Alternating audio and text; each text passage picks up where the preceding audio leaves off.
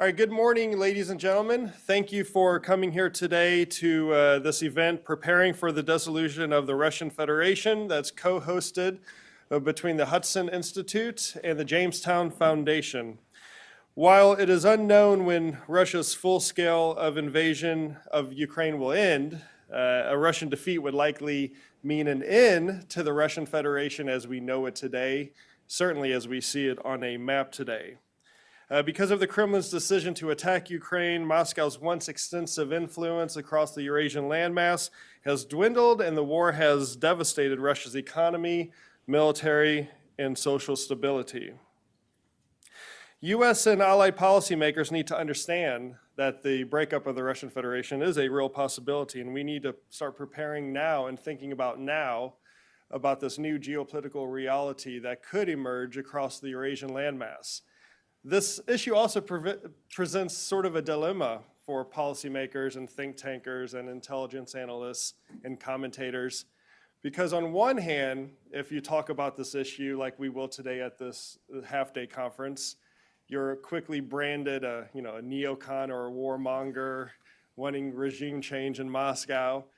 But then on the other hand, and we're not advocating for any of that, but then on the other hand, if you don't discuss it or prepare for it or plan for it, and then it happens, then you're accused of getting it wrong once again. So I would rather plan for it and be prepared, and that's why we are here today to discuss this issue. We have two fantastic panels to discuss these issues in more detail. But before we start, we have the panels. We have a fantastic keynote speaker, all the way virtually from Ukraine, Alexei Goncharenko, MP. Alexei is a member of parliament for a region near Odessa, and he has been in parliament since 2014. He's a member of the European Solidarity faction. He is also the Ukrainian Rada's He's a member of the Ukrainian Rada's delegation to the Parliamentary Assembly of the Council of Europe, or PACE, where he also serves as the vice president on the PACE Committee on Migration, Refugees, and IDPs. Before entering Parliament, he had a very distinguished career in local government, and he has also completed medical school, but he chose a life of politics instead of medicine. And I'll tell you what, the people of Ukraine should be very grateful that he chose this path, because while I have no doubt he would have been a successful medical doctor, he has definitely become one of the global faces for Ukraine in Western capitals, on international media, making the case for Ukraine's sovereignty, Ukraine's territorial integrity, and Ukraine's defense. But he's also getting ahead of a lot of us on the issue of the future of Russia. And he was a co-sponsor for a resolution several months ago in the Ukrainian Rada titled Resolution on the Recognition of the State Sovereignty of the Chechen Republic of Ichkeria. And it passed the Rada on July 14th, and President Zelensky announced that the foreign ministry will be looking into this issue. And as a good president and with checks and balances, I think he also reminded the Rada at the time that the recognition of states is a prerogative of the presidency. But it certainly sparked a discussion and debate, not only in Ukraine about what a breakup of Russia might mean, but also for the policy community in the Western world. So with that, I would like to welcome my dear friend and member of parliament from Ukraine, Alexei. Thank you. Thank you very much, Luke. It's a big honor for me to take part in the conference. First of all, I would like to thank Hudson Institute at Jamestown Foundation and personally Luke Coffey for this very important event and very, I think, timely event and very important discussion, because I think that the next years will go under the sign of what will happen with the Russian Federation, how this dissolution will happen, what will be the consequences for the world. And that's why it's better to start to speak about it, to discuss it, to prepare for it than to try to hide away from the challenges which will also appear. No questions about this. The Russian Empire is a great challenge to the world security, and the war in Ukraine shows it absolutely clearly. But the dissolution of Russian Empire, called today Russian Federation, but it's absolutely the same empire, Russian Empire, then Soviet Union, then Russian Federation. So dissolution of this empire will also cause a number of challenges for the world, and we should be prepared for them. And it's better to start to speak about this today. I would like to add a little, absolutely like Luke said, he's watching very carefully about what's going on in Europe, in Eurasia, and thanks for him and the Hudson Institute for this. But I want to add that this bill, which I co-sponsored in Ukrainian parliament and was initiated of, about recognition of independence of Chechnya and Ichkeria, finally the decision of Ukrainian parliament was made in October about recognition of Ichkeria as occupied territory by Russia and recognition of genocide committed by Russians against Chechen people in 1990s and after. So that's already happened. Also, I sponsored the bill about recognition of genocide of Cherkessian people, and that is also important issue because that's happened in 19th century, but probably that was the beginning of ethnic cleansings and genocides in this part of the world. So unfortunately, Russia continues to do this. Today, they are committing genocide against Ukrainians on occupied territories. And it shows us one thing, and I think we need to say it absolutely loudly, that, Russia is the last colonial empire in Europe.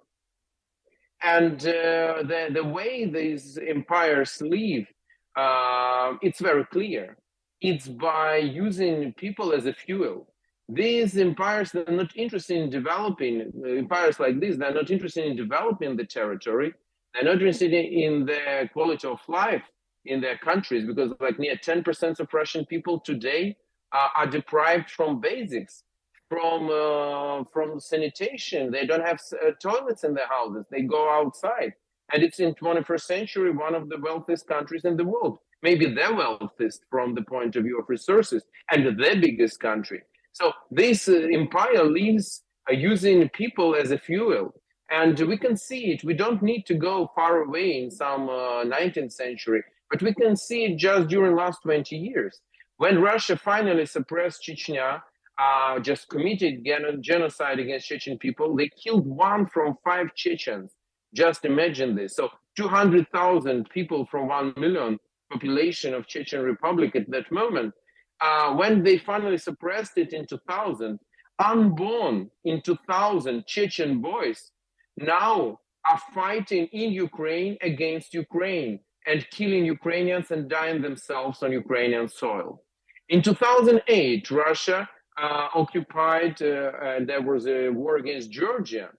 And now young men from Abkhazia and South Ossetia, which is absolutely part of Georgia, but for the moment occupied by Russia, now they're fighting against Ukraine on Ukrainian soil. In 2014, Russia occupied Crimea and part of Ukrainian Donbass. And now they're taking men from these territories to fight against their compatriots, Ukrainians, and to die in their own country. So that's how these empires work. And that's why Putin attacked Ukraine. He can't stop because he needs Ukrainian men to go ahead. To attack Lithuania, Latvia, Estonia, to finish with Georgia, to attack Moldova. Just watch what's going on now in Moldova. It's right now. Today, the airspace in Moldova was closed for part of the day because of some drones there, probably Russian drones there. There is information said by President of Moldova that Russia is planning the assault on Moldovan authorities and will try to prepare some kind of a rebel or uprising there with an aim to change the regime for some kind of Russian puppet regime in Moldova. That's happening right now. Just I'm not coming somewhere else. So that's why Putin attacked Ukraine, to take Ukrainian men to go ahead. That's why these empires, they are evil. But they're not evil and Russian Empire is evil, empire of evil, like was said by great President Reagan. But it is not just evil, like Secretary Kissinger said in his article in Spectator, where he said, "Yeah, Russia is evil, but Russia is like eternal evil. It's part of world's equilibrium." And I don't agree with this completely. Russia is evil, and this evil should be finished.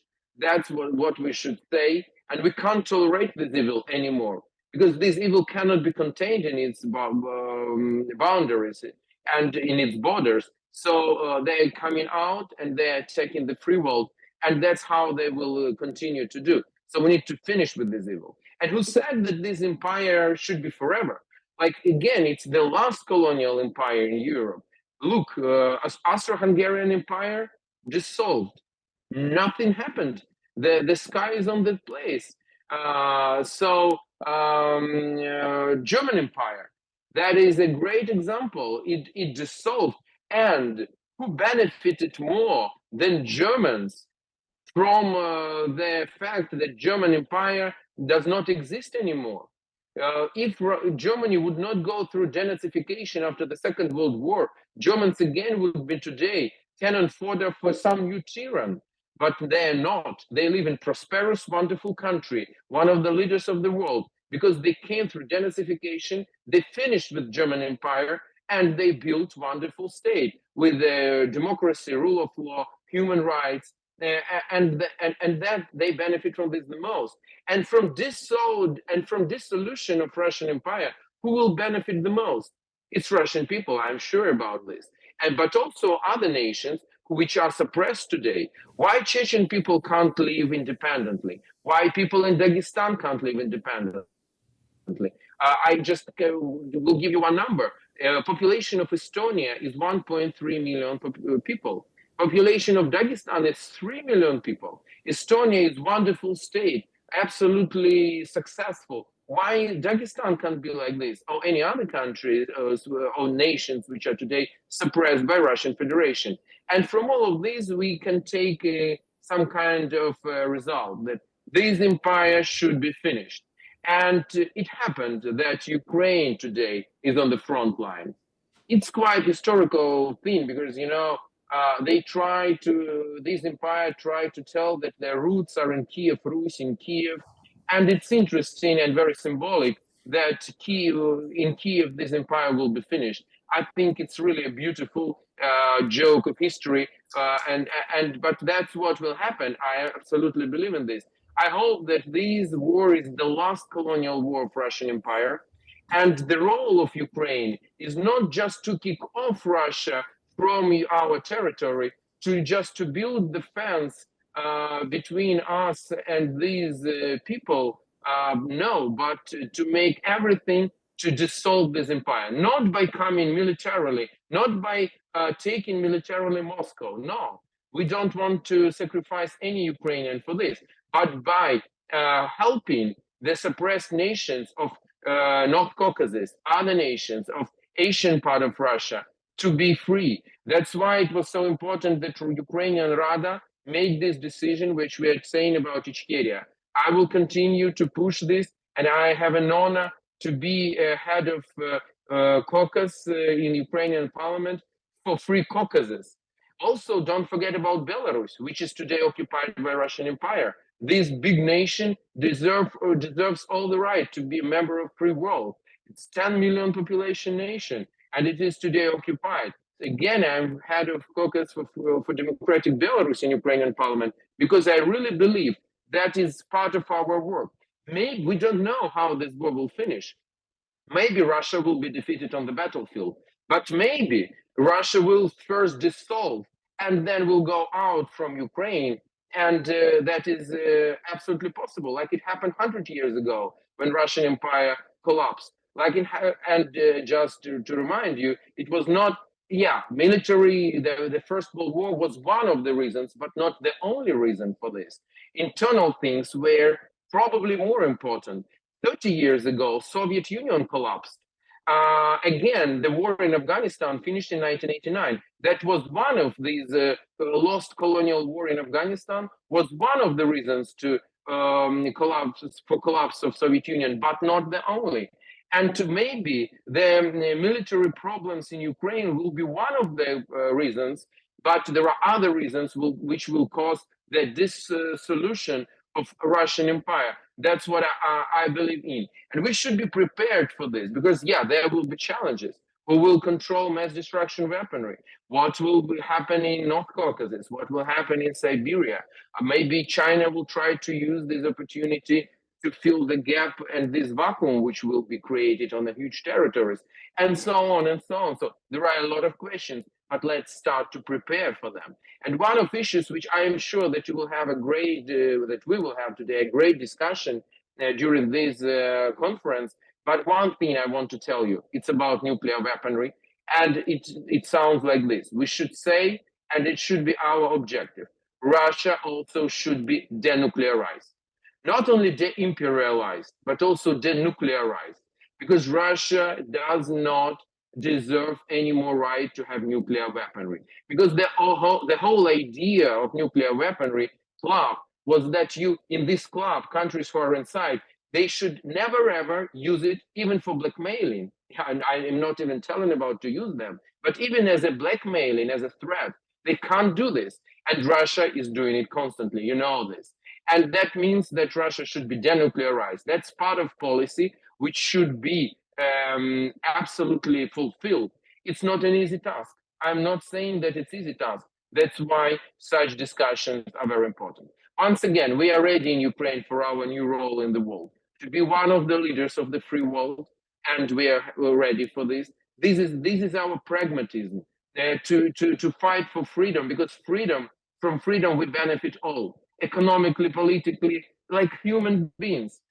And also we are ready to be on the spearhead of the process of dissolution of Russian Empire. One of our famous literature heroes, Taras Bulba, said, "I fathered you and I shall kill you." That's something about Russian Empire and Ukraine. We have not fathered it, but they saying that they're coming from us, but we shall finish them. Absolutely, because in other case, we will have still huge challenges for the security of the whole planet. Thank you very much. Today is St. Valentine's Day. I just want to congratulate everybody with this. And I can tell you that probably new slogan for next year's in geopolitics is "Love is to dissolve Russian Empire together." So thank you very much. And I will be absolutely happy to take your questions if you have. Thanks, Alexei. And I know it's 4:30 p.m. in Ukraine, so we didn't entirely ruin your Valentine's Day plans with your wife, I hope, with your participation here today. We do have a few minutes for questions from the audience, if anyone would like to pose a question. But while we wait, we do have a microphone we could pass around. But I do have a quick question, Alexei. Can you tell us about your shirt? Yeah, I also chair the caucus Kuban in Ukrainian parliament. And Kuban is a very interesting part of, today it's a part of Russia, but in the beginning of 20th century, most population of Kuban, it's on the Black Sea, it's between Crimea and Georgia, we can say like, to make it easier like this. So they were mostly, this territory was mostly Ukrainian speaking.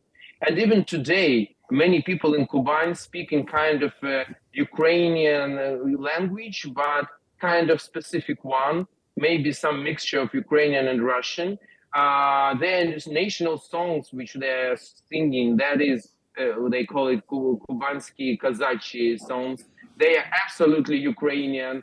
Their traditions are very Ukrainian because this territory was colonized in 18th and 19th century, mostly by Ukrainians. And when the Russian Empire collapsed 100 years ago, in Kuban, people, they wanted to join Ukraine after the dissolution of Russian Empire. But then they were suppressed, then Ukraine was again reconquered by Russia, and then the huge Russification of this region happened. But still many people there feel their roots, and that's why We have this our caucus Kuban, and you see it UA. I think it's not absolutely accidentally that we have in this word Kuban this UA, and it says us something maybe about future. Who knows? Right, great. Well, thanks for that. Do we have any questions from the audience? Yeah, yes, sir. If you could please identify yourself and any relevant affiliation, that would be great. So, Alexei, we have one question coming your way. Good morning or good afternoon to you. Greg Melcher, Center for the Study of New Generation Warfare. Not trying to push anything in terms of operational security, but there's a lot of reports that the major Russian offensive has begun as of now in the last day or two. I wonder if you could comment, I assume you're in Ukraine, if you can comment on what you're seeing or hearing at this point. Is that really true? Do you feel that they're moving forward at this point, or any comments you could make that you feel comfortable? Thank you. Yeah, absolutely. I'm now in Ukraine. I'm in Odessa, in my native city. Just several days ago, I was in Donbass, near Avdiivka, Pesky, near Donetsk airport, very close to Donetsk itself, with our troops. So I saw everything by my own eyes. Yeah, I can tell you that Russian offensive has started, and not just by several days, but probably during last weeks. I don't know. It's quite hard for me to predict how it will continue. But for the moment, they choose a number of points like Bakhmut, Ugledar, Avdiivka, Mariinka, Liman, Kremenaya.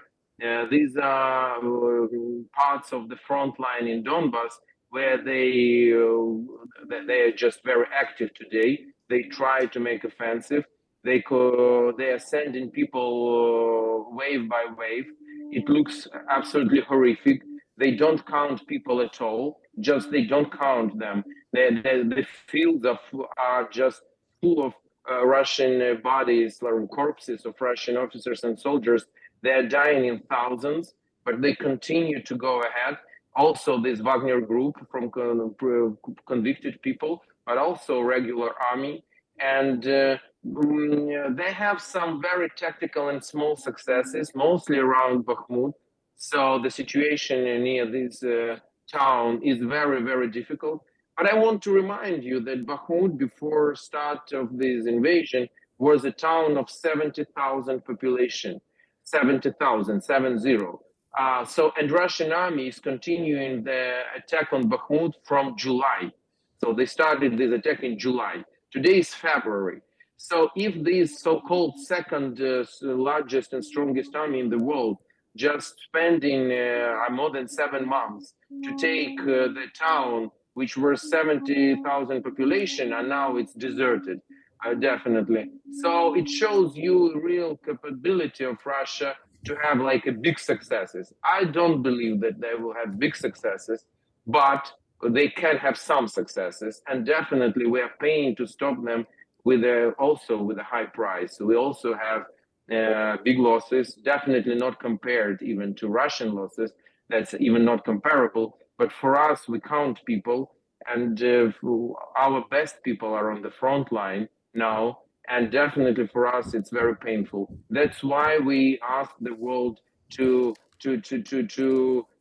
make the weaponry supply quicker and really stronger. Because you know what one thing is, if we will receive some weaponry in the end of year, next year, the question is who will operate it?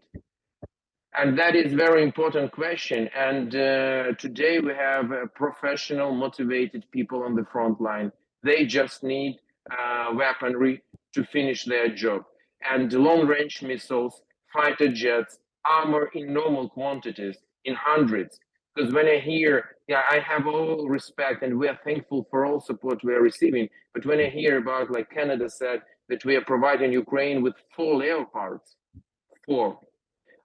It's better than 0, definitely, but it's nothing which can change really the situation on the battlefield. So we need to, I hope that the tradition to supply weaponry, to deliver weaponry too slow and too late will be finished.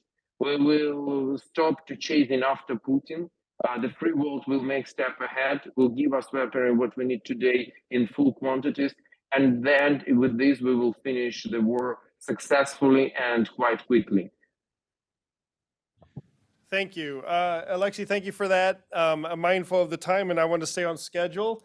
Again, thank you for taking time out of your busy schedule to speak with us today, kicking off this half-day mini-conference on the future of the Russian Federation. Your determination and your commitment to your country's success and future is admired here in the United States.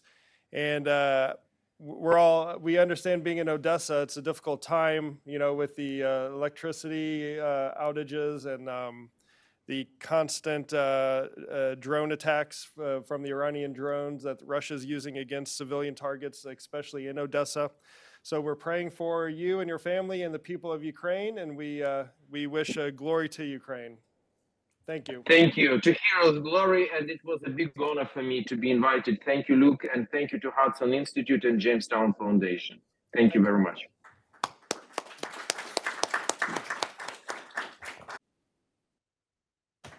Awesome. So that was fantastic. That was a good way to open up the discussion.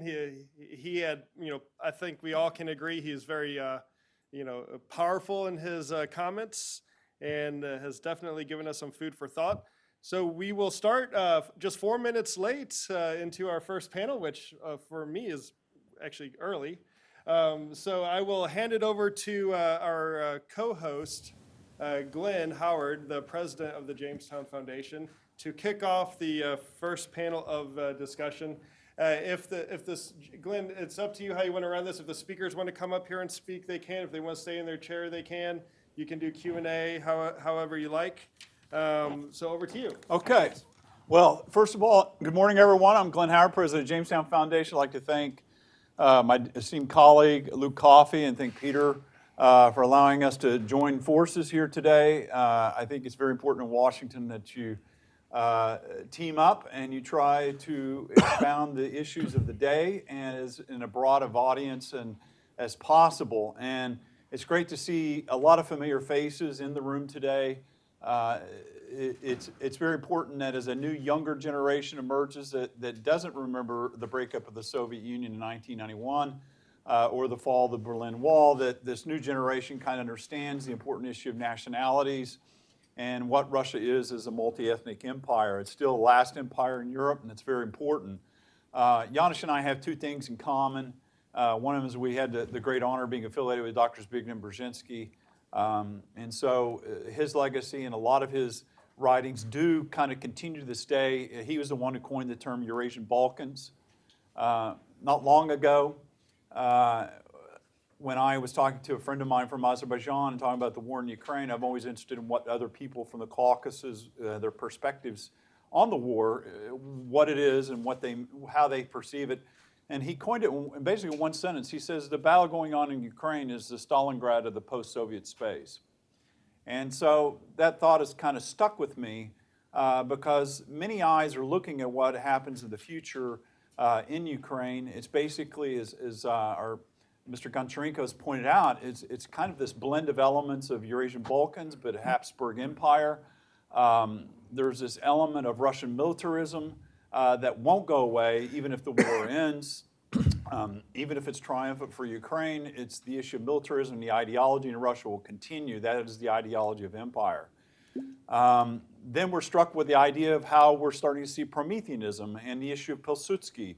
The legacy of Prometheanism that are emerging, as you see in Kiev, the ideas of Chechens' sovereignty, the idea of a Chechen independence, the Circassians.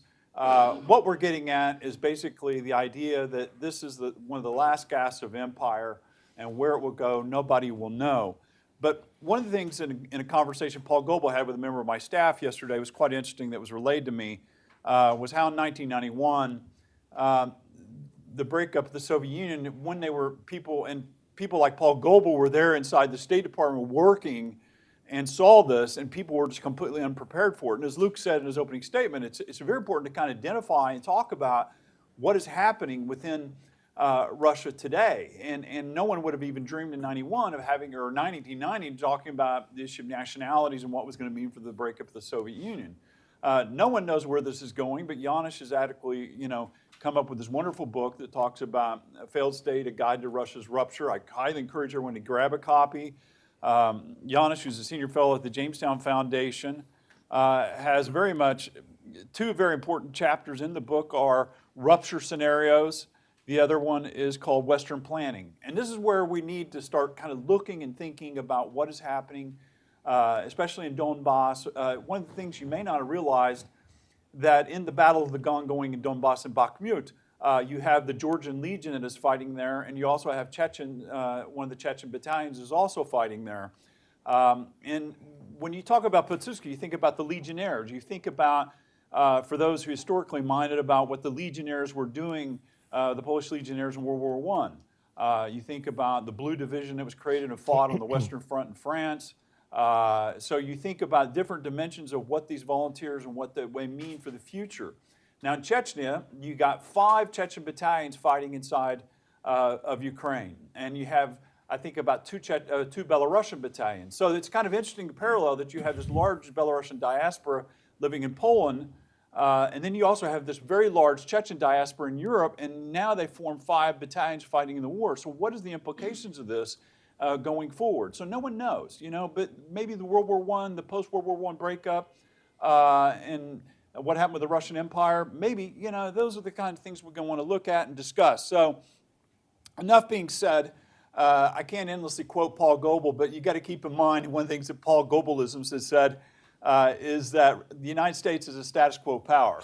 And so we have great difficulty kind of adjusting to borders and fragmentation as we saw in the Balkans and after the breakup of Yugoslavia, and certainly prior to the breakup of the Soviet Union. So we kind of have difficulty planning and thinking ahead about that. And so that's one of the goals of this event today, is to kind of look at that. So on that note, just also, we're going to have comments by Paul Goebel. We'll be able to circulate those. Paul took the great luxury of writing something up for his talk today. But in that, he said keep in mind there are 22 non-Russian autonomies within the Russian Federation. So when we were looking in 1991, there were 11 non-Russian republics and 3 occupied Baltic countries. But of the 22 non-Russian autonomies within Russia today, many of these are surrounded by and have no other outlets externally and are surrounded by Russian-speaking regions, and many of them nominally ethnic Russian regions. So it's important to keep in mind. I think Goncharenko was right about to talk about Kuban, what was the historical implication of that, and their desire to be linked with Ukraine. So a lot here to say today. We have little time to do it. Our first speaker will be Janusz Bugalski. Janusz will talk about, present some of the issues that contained in his book, and then we'll go from there, followed by our next speakers, who will be Paul Goebel, Natalia Arno, and then Anal Sharif. Janusz. Thanks, Ben. I'll stand and speak. I can still do it. Morning, everyone. Thank you to Hudson Institute, and to follow up to Alexei, thank you for doing it on Valentine's Day. Maybe we should call it To Russia with Love. So Russia, my contention in the book is that Russia is a failed state that is heading towards rupture. Briefly, my prognosis is based on at least 9 observations. I have limited time, so I'm limiting it to 9. I'm trying to keep these as brief as possible. So I'll number them. Number 1, after 30 years, the Russian Federation has proved unable to transform itself either into a nation state, a civic state, or even a stable imperial state. Even Russian identity is a source of domestic dispute, whether it should be ethnic, imperial, civil, or non-ethnic. And I believe that Moscow's war against Ukraine has exposed Russia as an anachronistic imperial and colonial state. Second point, the war has unearthed the country's multiple weaknesses, including a contracting economy that is increasingly squeezed by international sanctions, over-dependent on energy revenues, which will plummet this year, largely because of the loss of the European market. falling revenues and a tighter budget, military losses in Ukraine that revealed the incompetence and corruption of Russia's ruling elite, growing criticism of regime policy among various leading players, and disquiet in numerous regions over their shrinking budgets. The skyrocketing defense budget this year will mean much less flexibility in government spending, greater burden sharing on defense by regional budgets, and declining spending on essential social services. Point 3, the disproportionate mobilization and deaths of non-Russians and poor Russians will aggravate frustration in national republics and regions over Moscow's internal imperialism. Disquiet will be driven by an accumulation of grievances that already exist, including rising poverty levels, stark socioeconomic inequalities, falling federal financial subsidies, deteriorating local infrastructure, environmental disasters, collapsing healthcare services, rampant official corruption, and additionally in the national republics, as was mentioned, the 22 republics named after titular nations, by intensifying Russification and destruction of ethnic identities. Moscow will be increasingly perceived as the exploiting colonial metropolis that has failed to protect and provide welfare to its subjects. Fourth point, as Russia loses the war, which I think it will, it may take a while, but I do believe they will be driven out of Ukraine, the regime will exhaust its repressive capacities to hold the country together. It will come under increasing domestic pressure, and power struggles will be evident between the Kremlin and its critics in the military and security services, between rival nationalist and imperialist factions, and between Moscow and several disaffected republics and regions.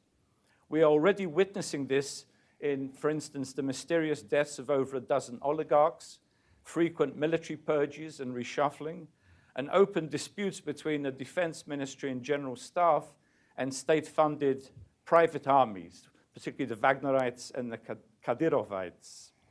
Point 5, Russia's invasion of Ukraine demonstrates that the Kremlin does not respect the international borders of neighboring states. This imperial policy will rebound on Russia itself as the country's own external and internal borders become increasingly disputed by its numerous republics, regions, and neighbors.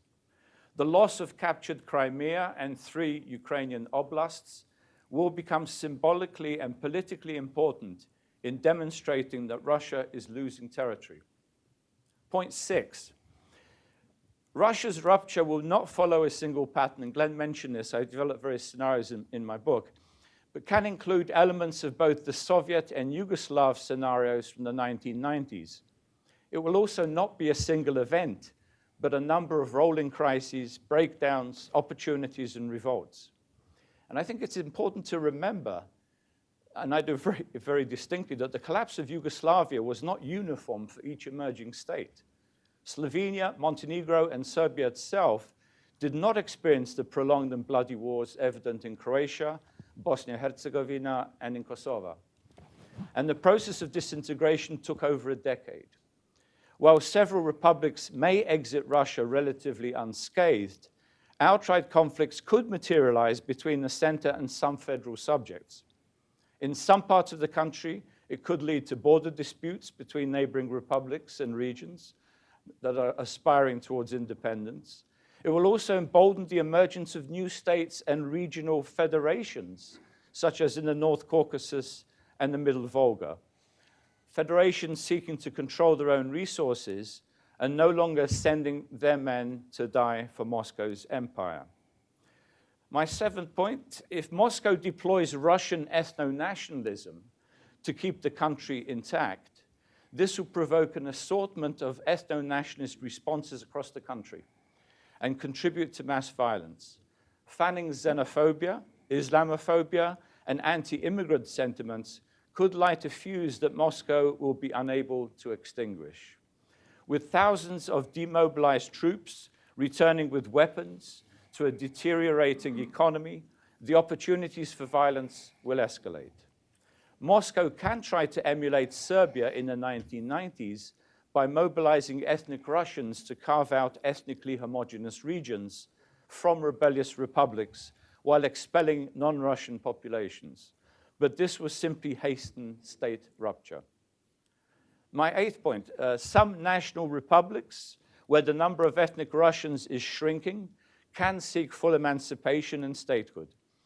Several predominantly Russian ethnic regions in Siberia, the Urals, and the Pacific Far East will also benefit from sovereignty and control over local resources, such as fossil fuels, metals, and precious minerals that Moscow exploits like a colonial empire.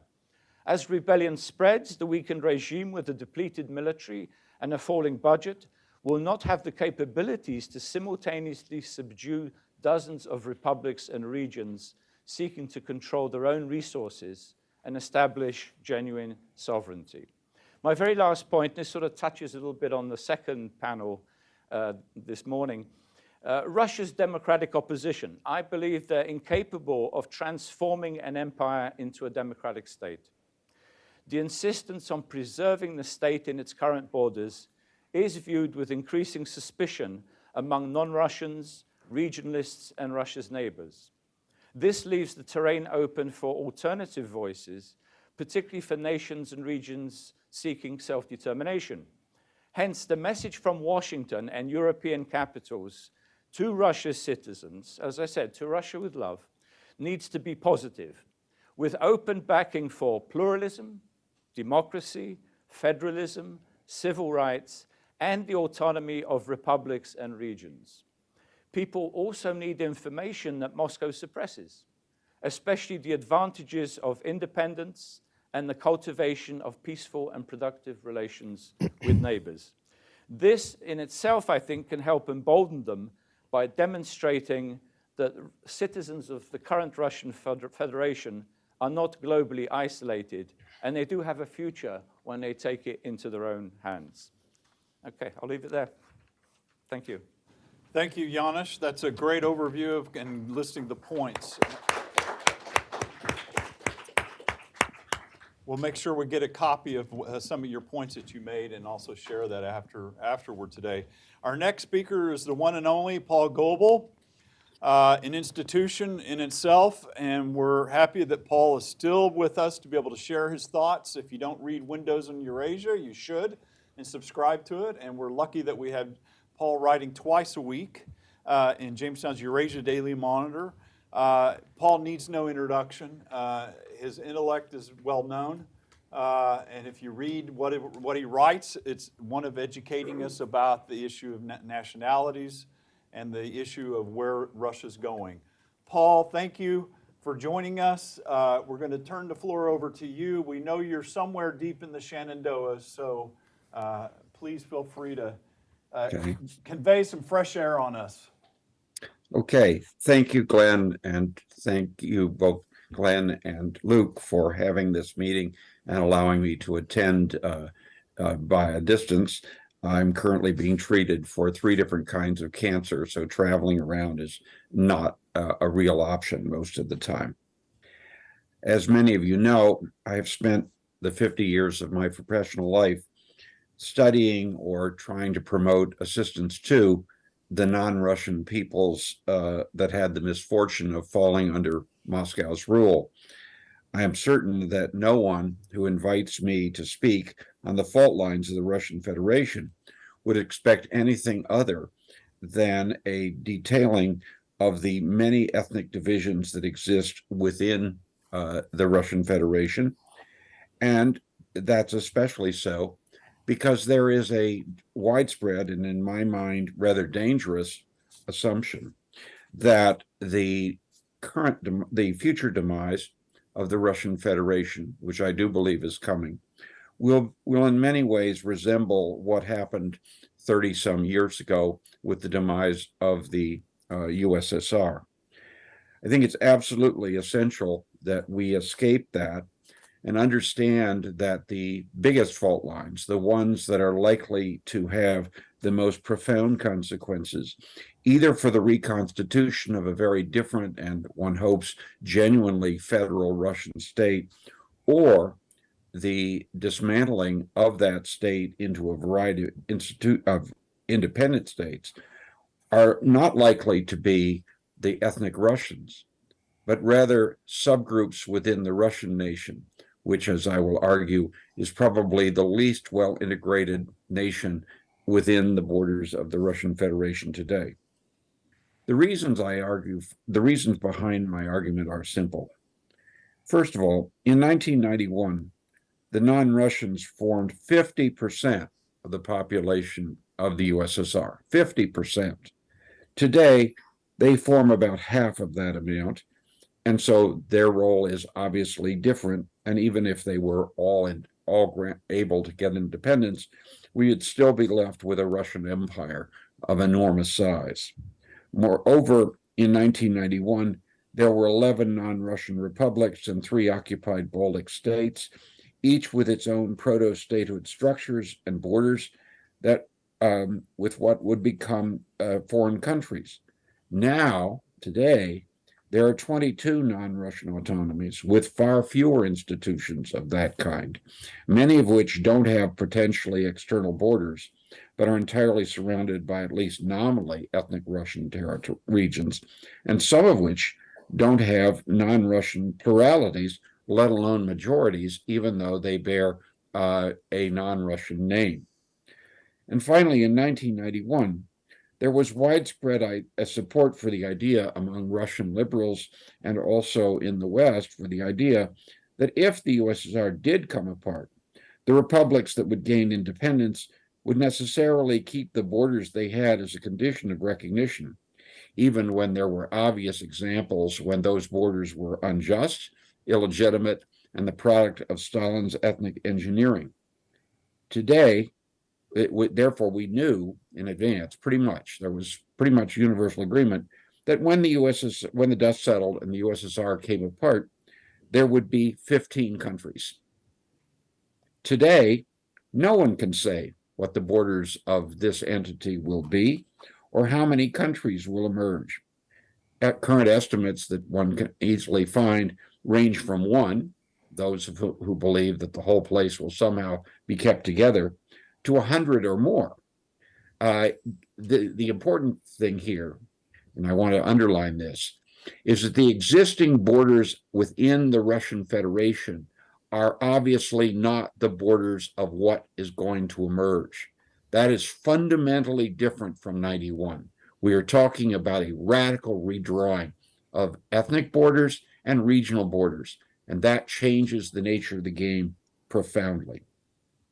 Some of the non-Russian nations undoubtedly will seek and achieve independence, either within their existing borders or more commonly in borders changed to overcome land that was taken from them by Stalin and the Soviet government.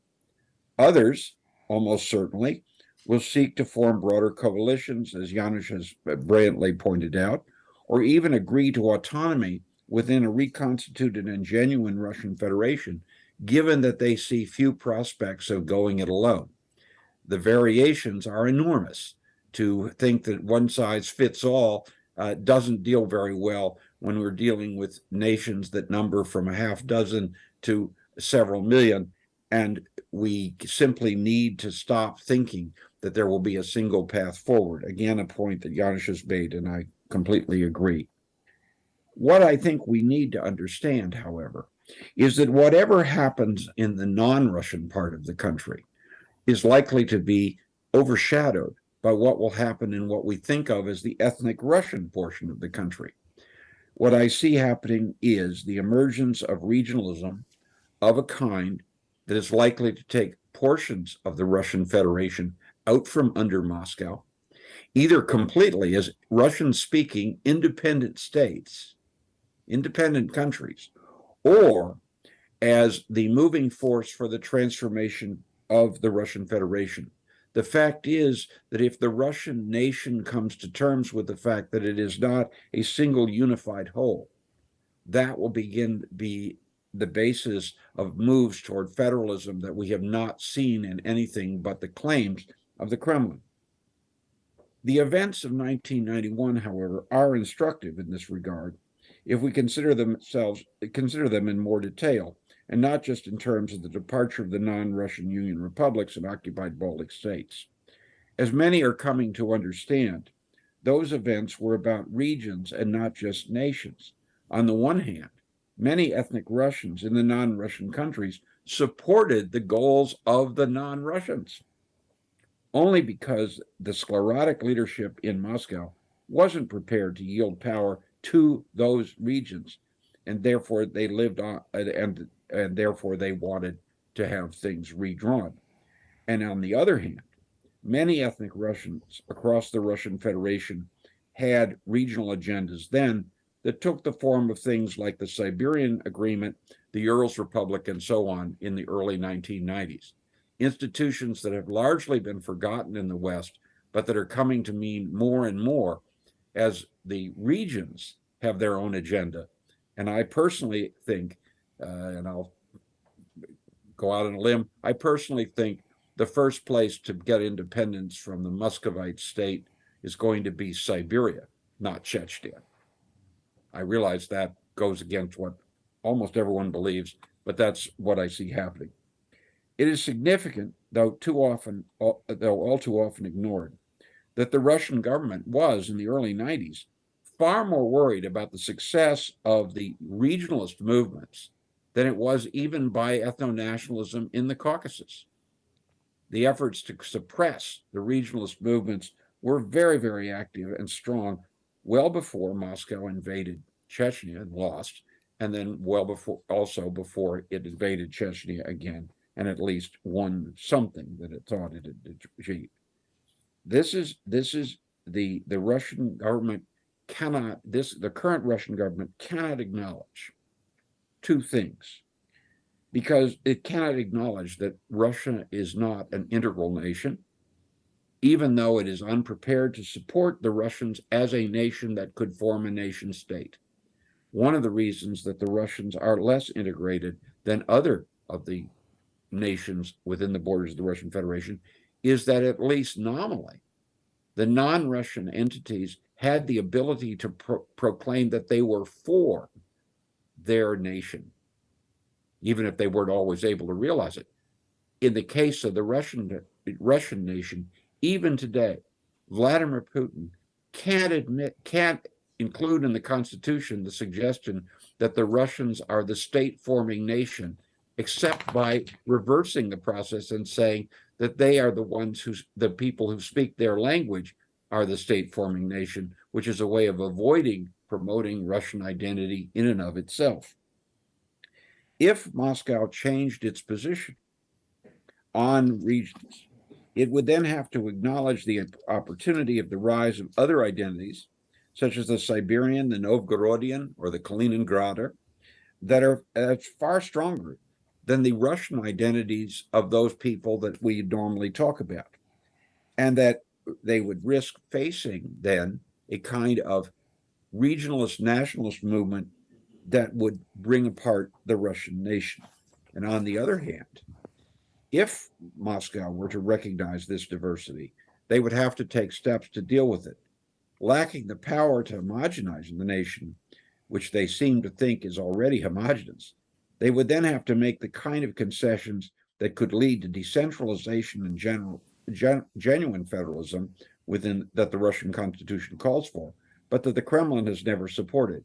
And failing to grant that, they would then face movements from ever more regions to demand that they get exactly what the Constitution provides, and not getting it, they would find that some of those Russian-speaking areas would decide on exit. Today, even more than 3 decades ago, Russia faces a situation in which groups lumped together under the rubric of the Russian nation and people, and regions considered homogeneous across its 11 time zones, are becoming ever more assertive, even as the Kremlin becomes even more centralist and restrictive. That creates a new kind of scissors crisis, one that opens the way to a revolutionary situation. In that case, the center cannot hope to keep all the powers it now has without slipping ever further behind the rest of the world. And the regions are thus a revolutionary force. at least as large and quite possibly far larger than the nationalism of the non-Russians, although they receive very little attention in the West. They are in a position to transform Russia without necessarily changing all its borders if the center is clever. But the center, of course, has proved itself to be anything but. Given Putin's track record, especially recently, regionalism is set to replace the role of nationalism in the next Russian Revolution. And as a result, no one should ignore nations in thinking about the future. One should pay a great deal more attention to regions than we are currently doing. Paul, thank you very much for that excellent overview, and a lot of your points are going to be taken away. Your point about the regions mattering is really an important one, and we'll circle back to you in the question and answer session. I'm sure many people want to ask questions. Our next speaker is Natalia Arno, and she is formerly head of the IRI Russia Country Director. She's originally from Buryatia, and she has a lot of interesting things to say. She's currently the founder and president of the Free Russia Foundation that was created in 2014 after she was exiled from Russia. So Natalia, please enlighten us today with some of the things what you want to say. Thank you so much. And as you can see, I'm not president of Free Buryatia Foundation, but I'm president of Free Russia Foundation. There is such a different and partner organization as Free Buryatia as well. It's a huge honor for me to speak after such a keynote speaker as Alexei Goncharenko. Really feel for Ukraine, stand with Ukraine, support Ukraine. No doubt that Ukraine will eventually win, and as soon as the better, of course. And very upset that it's happening for such a long period of time now, almost a year now. Thank you to the Hudson Institute and for Jamestown Foundation for inviting me. Frankly speaking, I was hesitant to participate in this discussion when I saw the name of the topic of the discussion. But then I thought, well, first of all, it's good to be the only female speaker at this panel, maybe at the entire event. And also it's great to be this color coordinated with Paul, blue and yellow. It's also very symbolic. But also I wanted to give you a voice and the perspective of many freedom-seeking, pro-democracy, anti-war, anti-regime Russians. What happened last February 24th and was happening prior to that in 2014 and in 2008 and everything what Putin's regime was doing, it's of course the worst possible nightmare, the worst possible scenario, the biggest tragedy. And again, as I said, I don't doubt that Ukraine will win. And for us, Ukraine's victory is not just some truce or ceasefire. It's an absolute and total victory of Ukraine. It's an absolute and total defeat of Putin's Russia and eventually regime change in Russia, democratization of Russia. Clearly, what Putin is doing now against Ukraine has its imperialistic character. This war is a very colonial war because Putin's regime deprives Ukraine of its territorial integrity, its identity, its language, its culture. It's not surprising because Putin's regime is such a good heir to the Soviet regime when for years and years many ethnicities were deprived of culture and language. I remember myself, it was maybe not prohibited, but it wasn't cool to speak Buryat language. It was considered as a language of villagers, of peasants. And I have 25% of Russian or European blood, Russian, Lithuanian, some Baltic, Finnish, and so on. I had to lean on that heritage more, again, to survive in Soviet schools, more than on my Asian identity.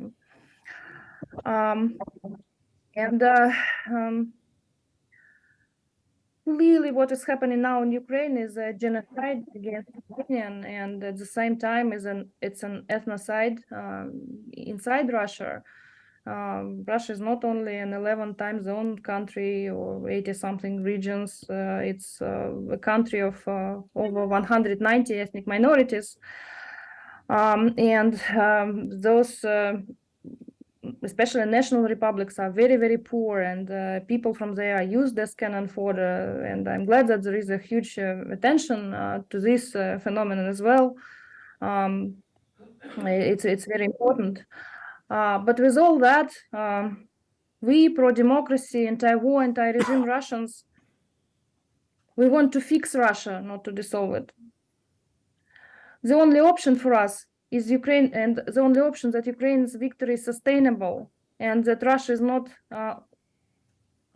a threat to its neighbors, to its people, to the globe, is if there is a democracy in Russia.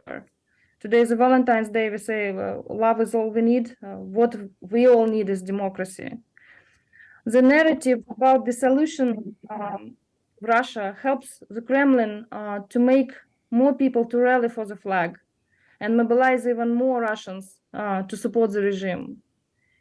And any efforts contributing to making it more Russia's war and less Putin's war is not helping to fasten the end of the war. It's not helping us, pro-democracy Russians, to talk to our people, to change the public opinion in Russia, to change the situation again, to change this tide in our favor.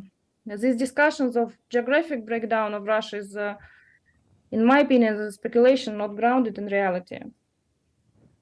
Dissolution, possibly with some exceptions, is highly unlikely due to several reasons, and many of them Mr. Gobel already said. But, like, firstly, let's look at the map. 81% of the population, the Russians, it's 111 million people. And even if Siberia and the Far East are separate from Russia, it's still 70% in the European part of Russia. 70% of the population. It's more than in any European country. It's twice bigger than the population of Ukraine. Only 6 other ethnicities have population more than 1 million people, including Ukrainians. Ukrainians is the third ethnicity in Russia, but also Tatars, Chechens, Bashkirs, and Armenians. 41 ethnicity in Russia has a population more than 100,000 people. And out of these 22 ethnic of national republics, only 6 have titular nations as majority. For example, the Republic of Buryatia, or Buryat Mongolia back then, during the Stalin times, it was divided between 5 different regions. Now it's 3 regions of the Russian Federation, and nowhere, even in the Republic of Buryatia itself, Buryats are the majority. It's less than 30%. There is about 11% of Kalmyks in Kalmykia, about 10% of Karels in Karelia, and so on and so forth. Of course, all this was all intentional genocidal policy aimed to dilute concentrations of ethnicities by forceful deportations and by gerrymandering of population. But still, this is the fact that, again, I cannot even imagine how exactly this can happen. And this example that Goncharenko was telling, it's mostly that Russia, like all the names, Russia shouldn't have anything to do with Ukraine or Belarus or Georgia or Moldova. The only, and of course, there is a huge history of fighting for independence of Ichkeria, and completely supported and understand it and respect it.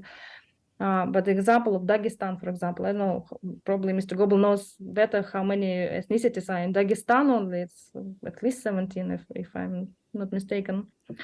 Another thing is there is no demand for dissolution on the ground, except for some immigrants that are lacking some realistic programs and roadmaps. We at Free Russia Foundation, for example, again, having this goal of democratization of Russia, and understanding that now it's our time, while we are still trying to change the situation and fight for as many minds inside Russia and change the public opinion in Russia, we also need to do our homework now and prepare for the time. We don't have any doubts that there will be this time for reforms, and we need to prepare those reforms, concrete reforms. We have a special website you can visit for over 3 years. I don't know how many, over 100 policy papers on each kind of reforms, political, economic, environmental, educational, and so on and so forth, judiciary, and so on and so forth. There is no demand for dissolution on the ground level, and many of regional elected officials, pro-democracy, independent deputies, and we were working with a lot of them on the level of local level, and with 200,000 municipal seats all across Russia and all the regional level. Those who had to, for many reasons, of course, especially after the full-scale invasion, exile from Russia, or even more so those who stayed in Russia and continue resistance against the regime. There is no demand among them for dissolution. And among this, it's also a new phenomenon that appeared after the full-scale invasion, is the appearance of rise of a lot of ethnic minority groups, Free Buryatia Foundation, Free Kalmykia Foundation, Yutuva, many of them. We have never had something like that before. Most of them want and strive for federalism, and they fight the issue of racism and xenophobia. They said they were triggered by the fact that, of course, mostly the people were used as cannon fodder in this war, but also they really resented this excuse for the attack on Ukraine, denazification of Ukraine. They're saying Russia needs denazification. The issue of racism and xenophobia is huge in Russia.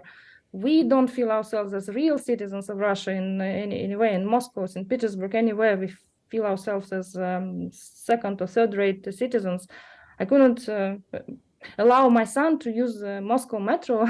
It was dangerous to do that. And so, like, they are striving for, they are saying that Russian Federation is such a Potemkin village. It doesn't exist. And what we really need is to have it a federation, more autonomy, more independence on the local level, on the regional level. And all this, again, anti-war initiatives, both ethnic or regional or any others, they are mostly, again, talking from this position that we want Russia to change, to democratize, to respect everybody. If we respect ourselves, if we respect our people, we will respect anybody else, all our neighbors and so on.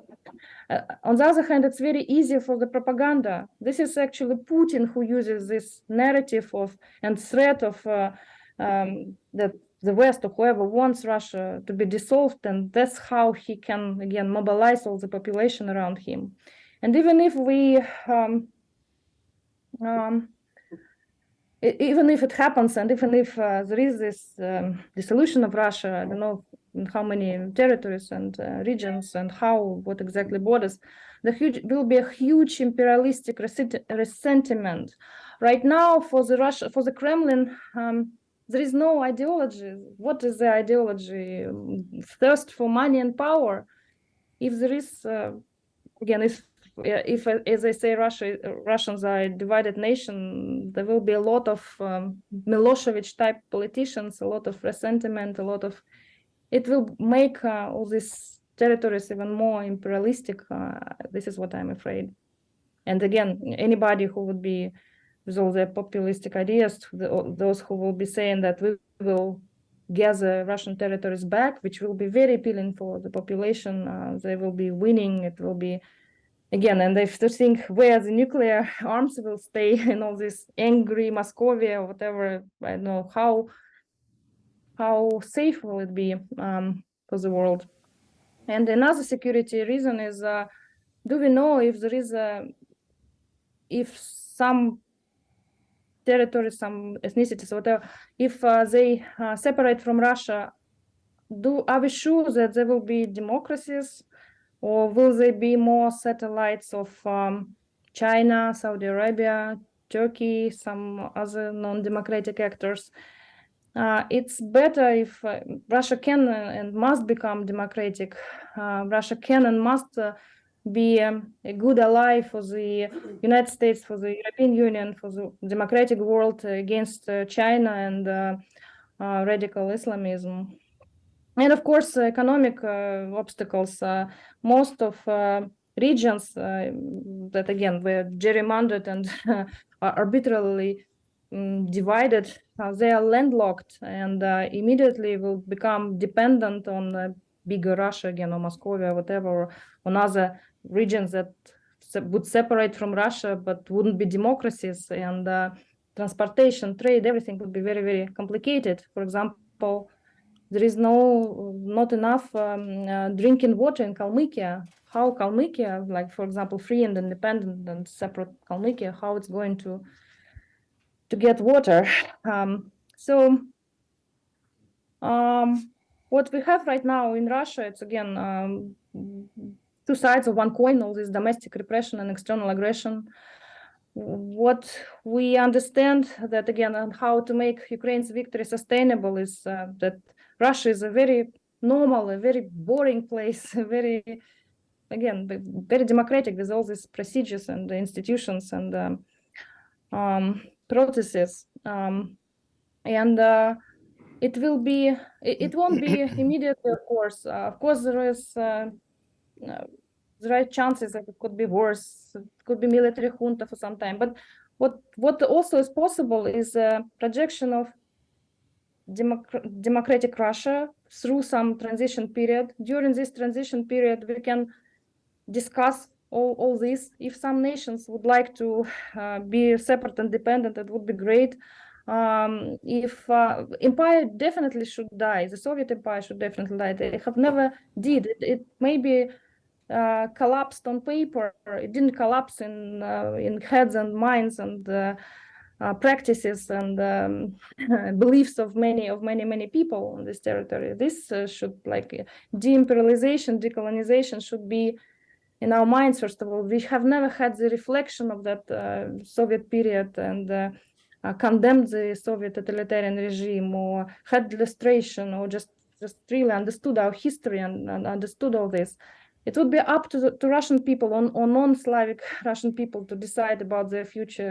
It won't be at any panel discussions. It will be the real, genuine demand of people either to stay all together and be a democracy, or to be separate, and then again, it will be up to us to support that or not to support that. I understand that right now, when there is such a murderous, atrocious war is happening, we all are trying to find some silver bullet, some universal and very fast recipe to end it. I understand this. Wrap it up here and just we're running short on time. So. Yes. So I want to say that there is no quick solution. We cannot. Unfortunately, it's a huge process. It's a very complicated process and sensitive process, and we should all be very, very reasonable. And multi-ethnicity and cultural diversity in Russia can become a strength in this process of democratization and neutralize imperialism. And even if everybody is skeptical about Russia's future, I and other pro-democracy Russians, we just cannot afford it. We have to project this better future and strive for it. Thank you. Thank you very much. Well, our next speaker, and I do think, Natalia, you raised an interesting point about decolonization of Russia. That's a question, and as you say, the non-Slavic nations must decide their own future. We'll see. Our next speaker is Inal Sharip, who is the foreign minister of the Chechen Republic of Ichkeria, which is the Chechen Republic in exile, based in London, and you are affiliated with Ahmed Zakayev, who has been relentlessly pursuing the idea of Chechen independence for a very long time. And we're delighted that you're here with us today. I know you're a film producer, you're a documentary maker, and so you have some experience in kind of documenting and conveying the images of the suffering of the people of Chechnya. So please share with us a short kind of overview of what you're going to say today, and the floor is yours. Thank you very much for the Jamestown Foundation, for Hudson Institute to present to this conference. I'm Minister of Foreign Affairs of the government of Chechen Republic of Ichkeria, which is successor of the government of Jahar Dudayev and Aslan Maskhadov. The issue that we are discussing today is directly related to us who fight for the independence of Chechen Republic for more than 30 years. This struggle continued for centuries, but I will spare you from the long overview of the Chechen past. Many of you know it anyway. What matters today is not past. We gathered here for the sake of the future. And the best way to know it, as Abraham Lincoln said, is to create it. In order to know what the future beholds for Russia, we must realize what kind of country it is. The war in Ukraine allows this assessment. Putin started this war claiming that there are no such a nation as Ukrainians. It means that he does not recognize that the Ukrainian nation has the right to exist. This denial goes along with the idea of Russian racial superiority that Russian propagandists create during Putin's era. It's also going along with Putin's attempt to create Russian world, basic and ethnic background as the attempt to rewrite Russian history, emphasizing Russia's special mission in this world. The Russian Orthodox Church actively supports the idea of this mission and the all policies of Putin. Religion in Russia is the same wicked as politics. I'm sure many of you have seen the video of Orthodox priest blessing Russian soldiers for war. His words were kill children, women, old people, because Russians are not fighting Ukrainians or Americans. Russians are fighting the children of the devil, children of the devil. Children who live in today's Ukraine are children of a devil for the Russian priest, who share the same religion with many Ukrainians. What are we if Ukrainian children are devil offspring? But the truth that the world is not divided into heaven and hell. Today, world is divided into Ukrainian and Russia. In another word, the world is divided into civilization, which in the concept of Samuel Huntington are in conflict. This conflict is much more visible and dangerous now than it was after September 11. It is conflict that same the one that the world had in last century when it faced a threat of Nazism. And today the world has the same threat once again because the Russian is sick with the same disease, Nazism. Therefore, the war in Ukraine is a conflict of civilization. Therefore, is the Third World War, which is going between world and Russian Nazis. One might think that there are differences. It's true, but they are small. Indeed, World War II witnesses much more victims, and we did not reach the same number yet. The object of the confrontation is also different, but in fact, we fight the same Nazis, which come not from Germany, but from Russia.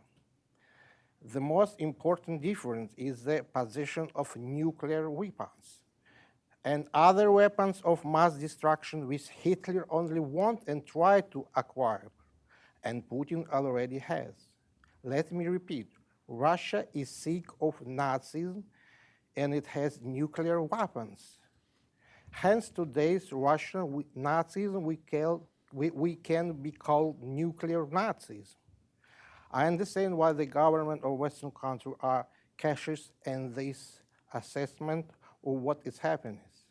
They don't want to provoke Putin and try to avoid a direct confrontation. But experts, he do not have the same limitation and can freely assess the situation. They must explain the world how the country defeated Nazism in the 20th century, fell sick the nuclear Nazism in 21st century. I believe that assessment would allow a reviving system that helped the world to restrain Nazism 80 years ago. The same system can still be used to restrain nuclear Nazism today. Also, I want to bring your attention to a different point.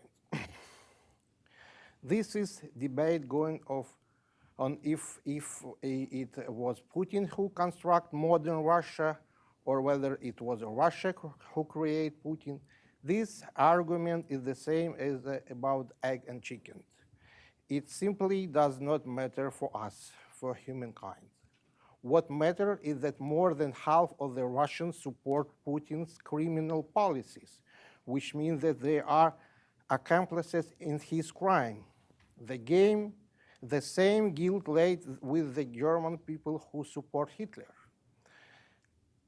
How you notice that I'm not talking now about the problem of Chechen people. I'm not talking about the fact that if the world had helped the Chechen 20 years ago in the war against Russia, the nuclear Nazis would not infect Russia, and the world would not have a problem with it today.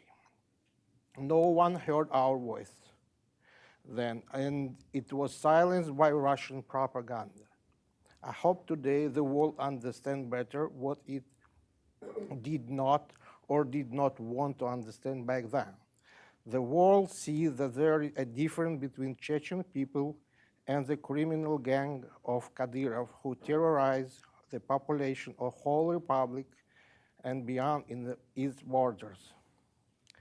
We have the 300,000 strong diaspora of people who fled from war and tyranny. The large part of this diaspora live in Europe for more than 20 years. This time was not wasted. Many Chechens acquire European education. Our youth speak different languages, and we became citizens of the European Union. We have rights now, one of which is our right to choose what we want and how we want to live. And we choose not to live in a world where there is a place of nuclear Nazism. Therefore, the Prime Minister of Government of Chechen Republic of Ichkeria, Ahmed Zakayev, is constantly in Ukraine, and the Minister of Defense Detachment of the Armed Forces of the Chechen Republic of Ichkeria is there too. We support the world and Ukraine in the fight against nuclear Nazism, and our contribution was acknowledged. In October 18, 2022, the Ukrainian parliament recognized the Chechen Republic of Ichkeria, its territory temporarily occupied by Russia. For us, it is a recognition of the independence of Chechen Republic, and we hope that the world will follow this example. I am sure that the world will win against nuclear Nazism, and the territory of Ukraine and Chechen Republic that are currently occupied by Russia will be deoccupied. Many years ago, the president of the Chechen Republic of Ichkeria, Johar Dudayev, said, "We do not forget that we are responsible for the fate of our brotherly people of the Caucasus. Unification of the people of the Caucasus into a single community of equals is the only true and promising path to the future. I believe that our territory of the North Caucasus also will be freed, and we will use the opportunity to unite into one political entity as it exists in the beginning of the 20th century. We aim to rebuild the Confederation of the Caucasus, in which we will follow the example of European Union. This is our aim, and we must start preparing for it now. Thank you very much.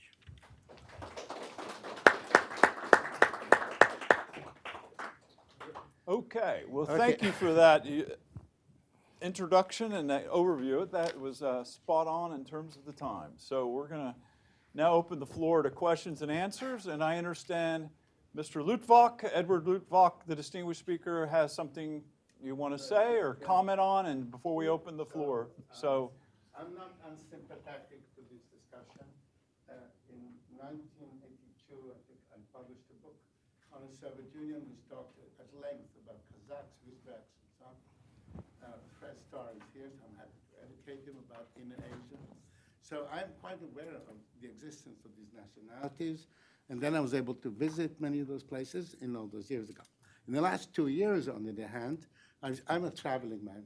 The last 2 years, I went to Mongolia. And from Mongolia, I skipped Kazakhstan for personal reasons that Fred knows. Then I continued through to Kyrgyz and Tajikistan. Then, of course, I went to India and so on. We continued to Myanmar, Laos, and so on. In every one of those places, the American ambassador in that country, his closest companion in practical terms was the Russian ambassador. Because in each one of those countries, there was already this, by the way, half these trips took place before the beginning of the war and half after. In every one of those countries, there was already pressure, real pressure, from below for subversion, like in Mongolia, this subversion, from China. In all those countries, these reasonings about the breakup of the Russian Federation, I don't think many people there are enamored of Vladimir Putin or think that the Ukraine war was a wonderful thing and so on. However, in all of these countries, they're already losing de facto independence. They're already weakened, either frontally or by subversion, because of the loss of power of the Russian Federation. Now, if you cannot replace, if you envisage positively and optimistically the breakup of the Russian Federation, you have to accept the fact that the People's Republic of China will have de facto control of a space. Now, Mongolia only has like 3 million people, but it is a very big country full of resources. Indeed, it has some leading, the world's greatest copper, whatever. And then Kazakhstan, Fred and I met many times in Kazakhstan. Kazakhstan, it was called the periodic table in Soviet days, and still has every possible mineral that anybody would want. Also, it happens to be the seventh largest country in the world. And of course, the Kyrgyz Republic, which with the acute sense of fragility and vulnerability to China, even I visited before and after the war. It was even before the war. They were trembling at the why? Because of the Chinese commercial penetration and presence everywhere. They were treasuring the fact in Kyrgyz, in the capital of the Kyrgyz Republic, they still speak Russian preferentially. And they hold on to what they have. In Tajikistan, on the other hand, the half of the KGB, the old KGB frontier troops, were the stabilizing force in Tajikistan. The fact they were reduced already made people scary. In Myanmar, the United States has levied sanctions on this government of Myanmar. They don't like the government for some reason and so on. The fact is that this dictatorship, this awful, murderous dictatorship, has only one ideology, and that is to resist China, even if that means turning down offers of free dams and highways and so on. Now, and then in Laos, little Laos, I encountered a Russian base. It was a small Russian base. However, there's an airstrip, and through it, they get equipment. And for Laos, which has the extremely acute sense of vulnerability, because all the frontier towns have already become Sinified. People speak Chinese. There are actually, I met in Baten on the border, Chinese municipal policemen, okay? So in all of these countries, and of course, Vietnam. Vietnam is the solid one. Finally, U.S. military started. Vietnam but it's still heavily dependent. Their submarine force, which is the only thing they have against the Chinese, is Russian, and so on. Now, in regard to India, of course, India has many options. But this is about Russian Federation today. So Correct. This is the point is this. The loss of power of the Russian Federation is a direct increase of Chinese power. And as the last I heard, our principal global contention was the People's Republic of China.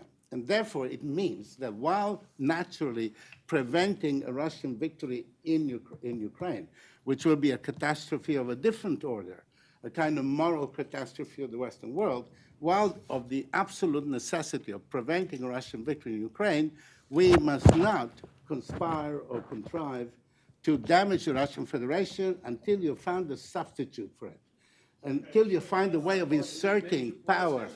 But let's. Yeah. That's why we have this conference. It's a very valid point. we have to plan for all these consequences, but we have a time schedule we have to keep as well.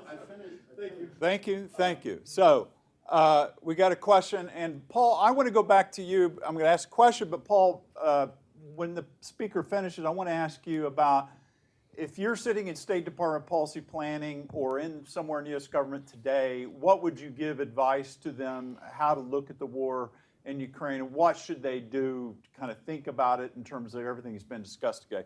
So please, sir, identify yourself. I recognize you faintly. Take the mic, please. I'm Phil Peterson. I'm with Greg at the Center for the Study of New Generation Warfare.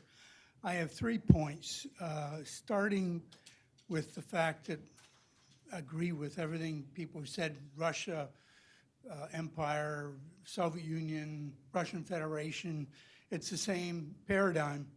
Back in 1991 on the island of Bornholm, I had an argument with Paul Goebel, and I said Russia and the United States are not nations, they're ideas. And Paul immediately said, yes, exactly. The difference is the United States is a good idea. And I won't go into that any further. You know what the follow-up was. We have the same problem here with China. China's not a nation. China is another empire. There are 2 Chinas and several other independent countries. So Russia and China both have to be dissolved. Now, just to finish this first point, when we talk about Russians, we so frequently confuse the figures we get from the official figures with regard to Russians. They're passport Russians. Dmitry Olshansky, I admired his work. Great Russian. No, his father was Polish, his mother was Estonian, all right? But he was calculated as a Russian. Russians don't count the size of the ethnic Russians, the size of the country they're credited with. But these people, as Paul said it that way back in 1991, these people are imperialist, are supporters of the imperialist paradigm. Okay, the second point. I think we've already seen what happened, what is happening in the greater Volga region. I'm talking about Chuvashia, Bashkortostan, Udmurtia, Tatarstan, Astrakhan. They are already have created the Idel-Ural Republic. They are already prepared. The entire infrastructure of the region is ready for independence. Tatarstan has a state treaty with the center, which allows it to have its own armed forces. It essentially has 2 interior divisions. However, I'll point out that they have all Chechens commanded by a Chechen general, all Tatars commanded by a Tatar general.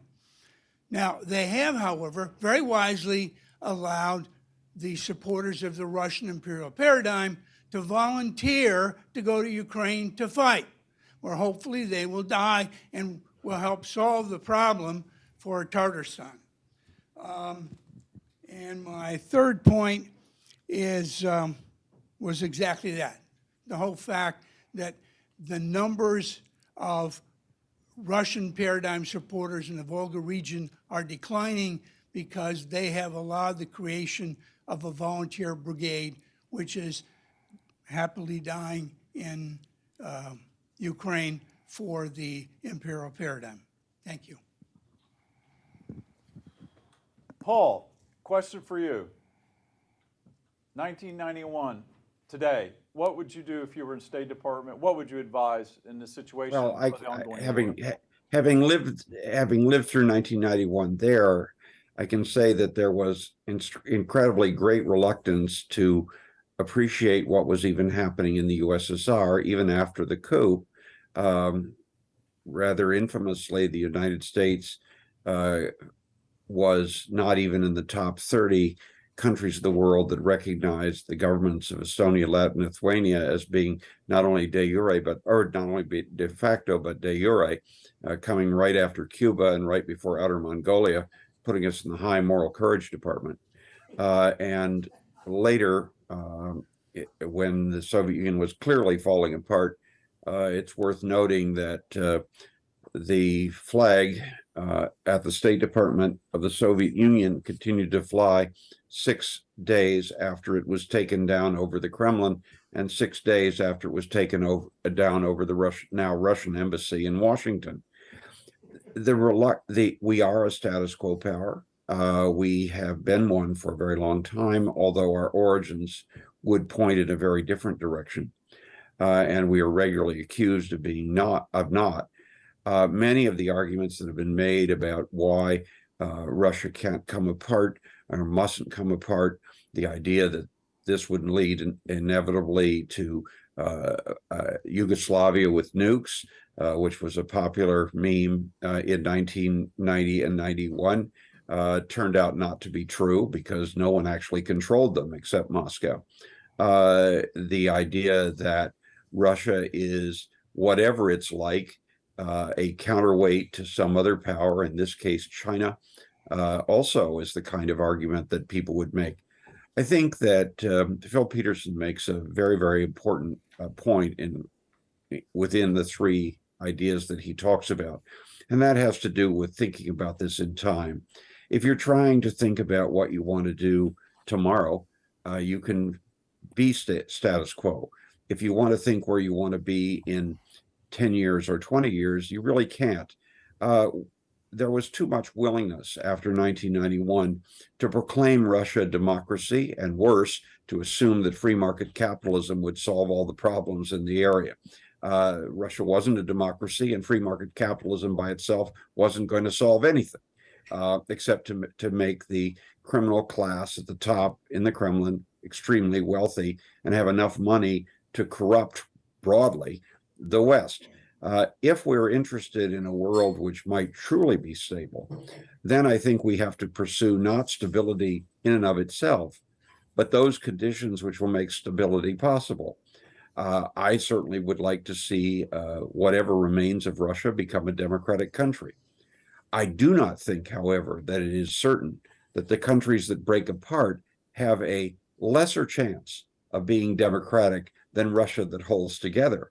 In fact, I think the argument that we can't afford democracy comes from those who want to hold everything together and use force to do so.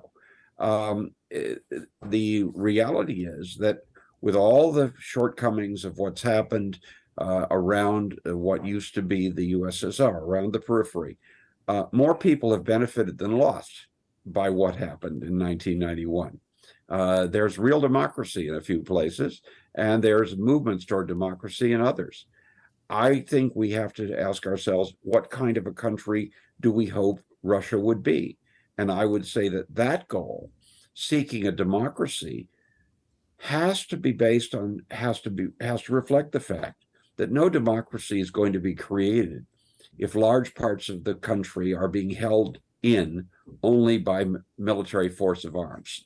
That if you want a democratic country, you can't have a large part that's in effect occupied internally. That's what you can't have that. So you either have to allow the people who don't want to be there to leave, or you have to transform the center.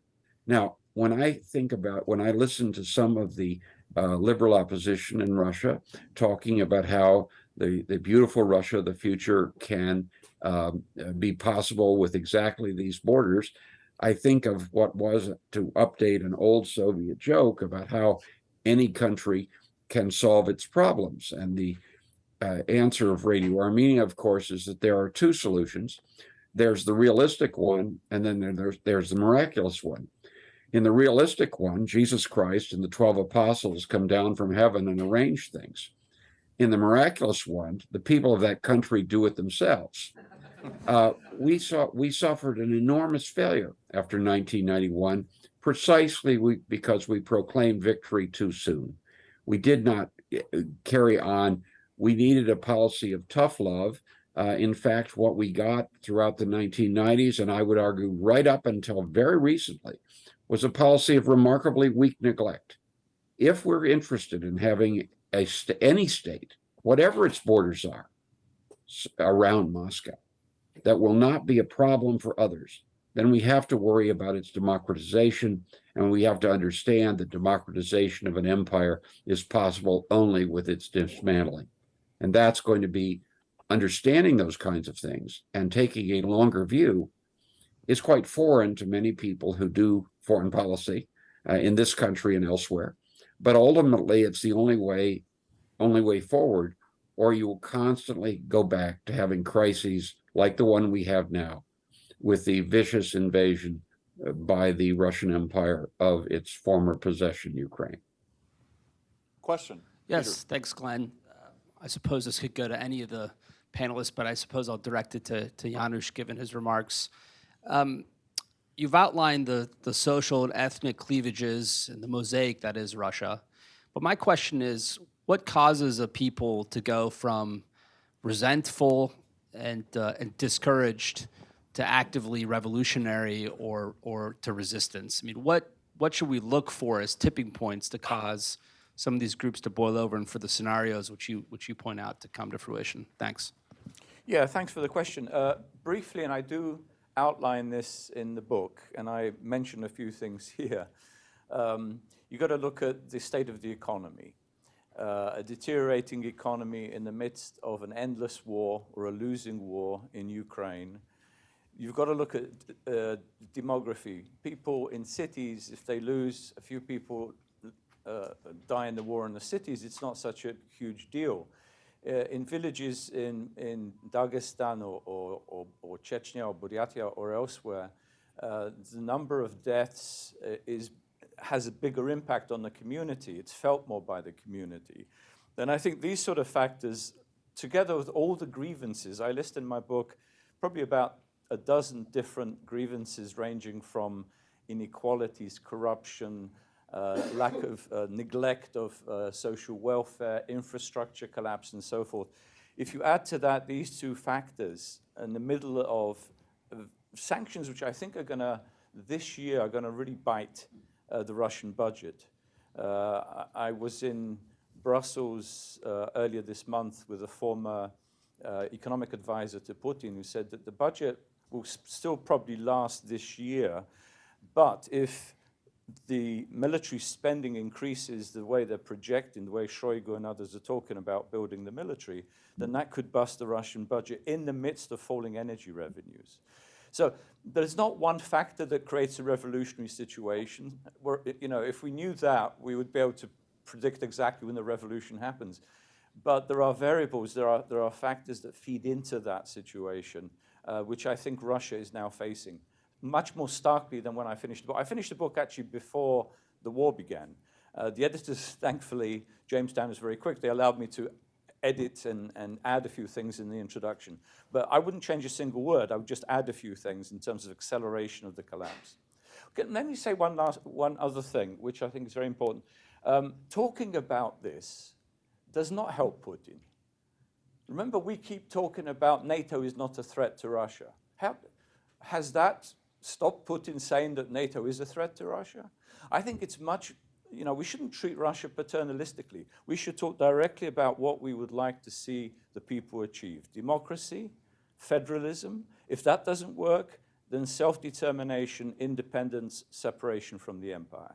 It's very clear. I think it's much better than simply denying that we have any policy towards Russia, which actually we don't, but something we should be developing. I think this is going to be covered more in the second panel, but I want to raise this issue because I hear this from these so-called liberal Democrats in exile, no disrespect, of course, to our speaker here, that talking about disintegration helps Putin. I completely disagree. I think talking about what we would support in Russia, up to and including the collapse of the empire, independent states, is actually forward-looking. It's not helping Putin. And I'd say the tipping point could be, as you see these human wave assaults by Putin just wasting Russia's youth in Donbass, you could, the army will reach a point when it has no officers to lead it and face a point of exhaustion. And you don't know where that exhaustion could go inside it and the impact. I mean, you could see quickly a collapse of fighting in Donbass. I'm not so sure there would happen, but say it happened. And then what happens? Ukraine pushes into Crimea, and then you're faced with a new kind of impact of Crimea on the North Caucasus and Crimean Tatars getting their impetus back and their intellectual influence, which Paul talks about constantly on Tatarstan itself, because Tatar nationalism grew from the Crimean Tatars. So there's a whole lot of aspects here that people need, kind of in the back of the room, at least start asking the question about where this is going. Yes, oh, yeah. And then I'll get to you, sir, I see you. I'm Isaac Marogi. I'm a medical retired, I'm a physician and a retired medical corps officer. I have a couple of questions, one on the strategic and one on the tactical level. On the strategic level, did we determine, this panel determined that the outcome of this war is Russia is losing? Is that where everything is going? And my second question as a physician is, we hear about all these losses by Russian army. I'm just curious to see, some of these numbers are actually quite staggering and defy the logic of, when I was in the army, defies the logic of how many casualties are expected from every conflict. So I'm curious to see, given the eloquent speakers here we have, how do we come to these numbers? Are they realistic numbers that we're hearing in the media about the Russian losses as a result of this conflict? And thank you very much. I don't know who wants to, but, the numbers, it's obviously the 132,000 are what the Ukrainians say, the State Department or DOD says. Those numbers somewhat approximate that, and then they also say on the Ukrainian side 100,000 casualties and deaths. That's what the Pentagon has said. I don't know how they're basing that, but when you assume that you're fighting on the defensive, from 3 to 1 is usually a number they use when you're kind of equating defense versus offense and the numbers that it takes to defeat ongoing forces. So some people can make those calculations that the losses have been extremely high. So again, the statistics come from the U.S. government, what they've said. You've got Ukraine is not revealing what its losses are, but they have indicated that they are close to what the Pentagon has been saying. So, but going further to your questions, it's human wave assaults with the Russians, exhausting its manpower in Donbass. I think the British Ministry of Defense today came out with an estimate that said that they're quickly losing their offensive capabilities because through such sheer loss of manpower that they don't have the officers to lead it. And the 155th, which fought and suffered the losses in Voldar yesterday, has already gone through 3 rounds of changes in officers leading the 155th. Which, by the way, is a Pacific Naval Infantry brigade. And going back to Paul's point, Siberians taking heavy losses in Donbass, I would respectfully disagree with Paul about Siberian independence, but the point is you get a lot of Siberians dying for empire in Donbass doesn't, bode well for Putin and the empire. And we all, as Paul pointed out previously in his writings, Siberia was, Vladivostok went on for how many months in demonstrations, which we kind of forgotten about, So Paul does have a point there. Sir, you had a question. Yes. Identify yourself and wait for the mic. You didn't ask my second question. What was the second question? About, did we decide Russia is going to lose? Because people keep Nobody knows. I mean, I personally, stalemate. Well, it depends how you define losing. I mean, as some have said, strategically they're already losing. They keep pulling the lines back. First of all, it was regime change. It was take over all of Ukraine. It was denazification, demilitarization. That then became the 4 oblasts that they would control. Then they began to lose parts of Kherson. Northern Kherson's gone. Donbass is in check. So now it's going to be defending Donbass, trying to extend the borders of occupied Donbass to the oblast borders of the two oblasts of Donbass, Donetsk and Luhansk. So in that sense, Russia is retreating. At what stage they will retreat from Zaporizhia, from Crimea, from Donbass, that's up to how much support we give Ukraine to drive them out of their country.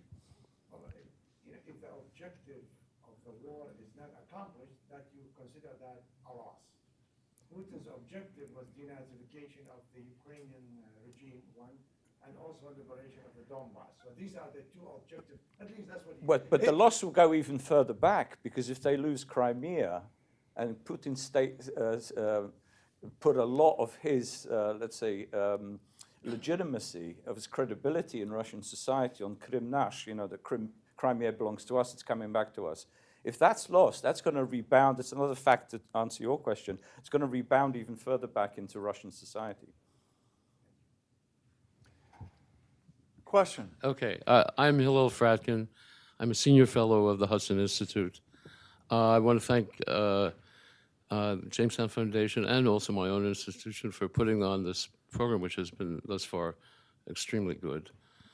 I have two questions. The first is concerns the very fine description of the variety of factors which might lead to a dissolution of the Russian Federation.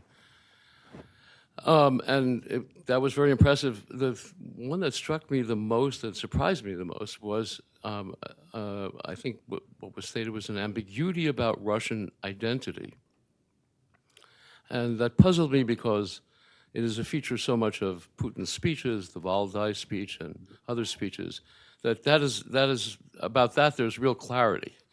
So I was wondering if if it is the case that that's very ambiguous, the case for why Russia can't hold together, the Federation can't hold together, becomes even stronger than, say, the dissatisfaction of various ethnic groups.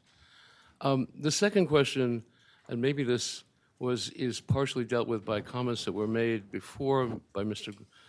Goebel. I take it one of the themes of this conference is how we should prepare for this. And that I'm wondering how we should prepare for this, because what you describe is a situation of chaos. That is, Peter, just remind me, that is the theme of the second panel. Okay, so, yeah. All right, I'll wait till then. Okay, thanks, Peter. So you Okay. do you want to?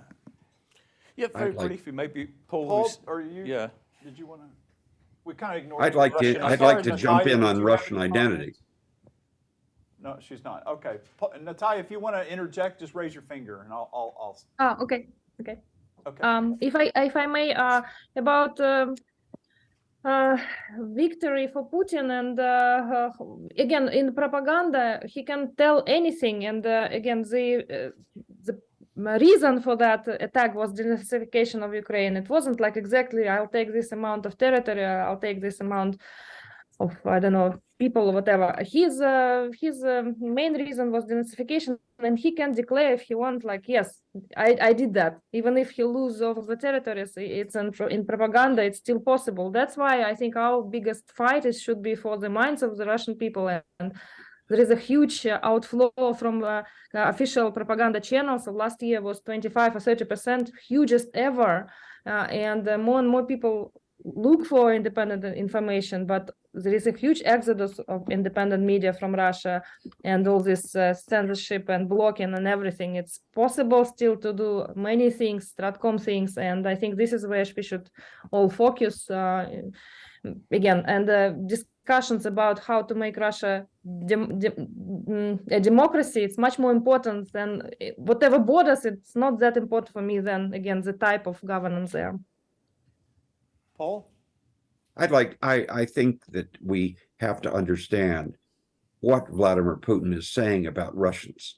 He's talking about Russian language, first and foremost.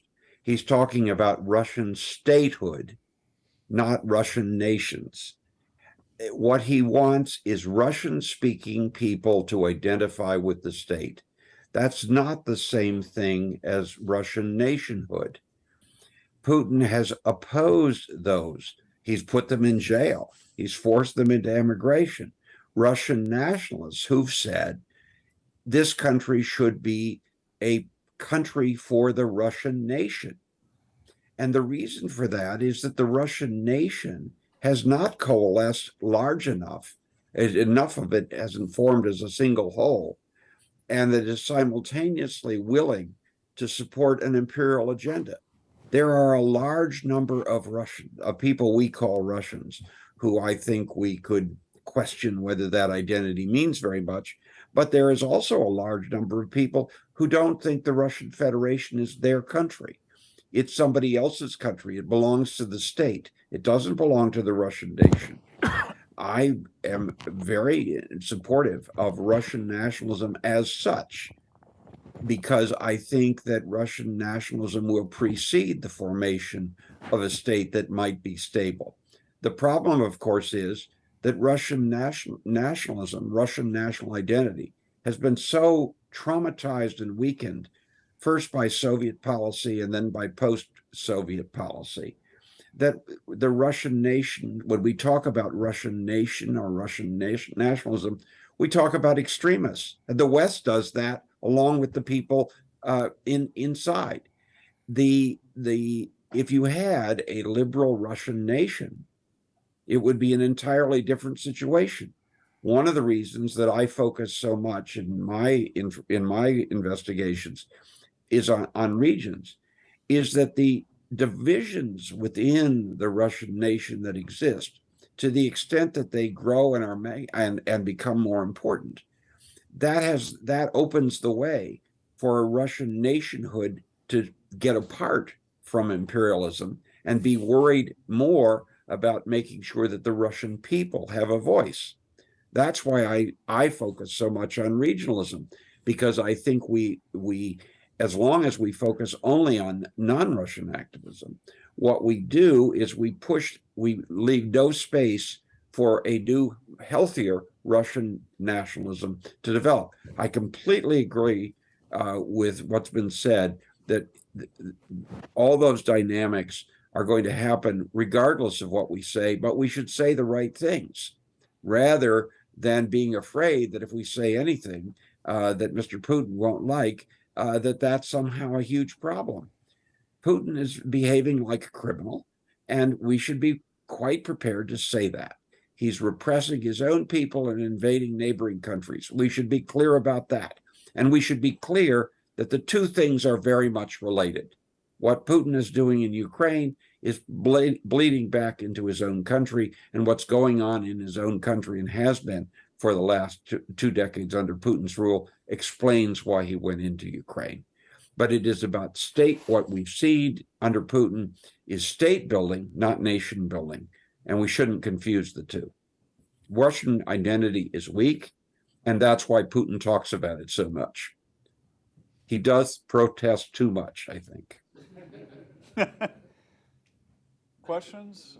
Okay, I think Luke says it's time to end, and we will look forward to seeing you again and online and in the coffee short intermission we'll have, or we're not. We're going straight through. So thank you, everybody. Thank you, Natalia. Thank you, Paul Goebel, Anal, Janusz. And certainly Janusz, your book should be on a desk somewhere in State Department. So at least somebody should be thumbing through it. Thank you, and I'll turn the floor over to our colleagues from Hudson. Well, welcome back to our mini-conference on the future of the Russian Federation, Panel 2, What Can Be Done to Prepare for the Collapse of the Russian Federation. Since Glenn Howard, our partner at the Jamestown Foundation, I'd like to reiterate Luke's opening comments, thanking him for partnering with us on this mini-conference. Started off by showcasing Janice's book. I'll just take us back a few months to really the origins of this conference, and that's to a policy memo that Luke Coffey, my colleague here at Hudson, authored.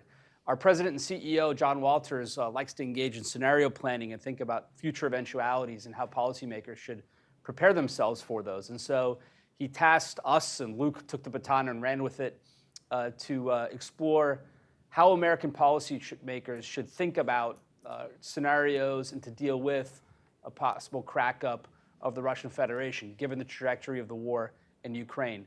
This was really an analytical undertaking, not a normative one. And Luke produced a policy memo, which I can say has gone gangbusters on our website.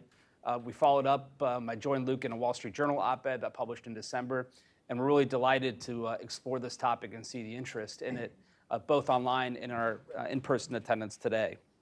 I'm Peter Rao. I'm a senior fellow here, and I direct our relatively newly minted Center on Europe and Eurasia. To my immediate left, as I just mentioned, is Luke Coffey. He's a senior fellow here, an analyst of Eurasia, of Europe. He came to us about 6, 7, 8 months ago from the Heritage Foundation, where he ran the Allison Center at Heritage and was their lead analyst on this region of the world. Prior to that, Luke spent time in the United Kingdom, where he served most notably as a special advisor, senior advisor to the Secretary of Defense.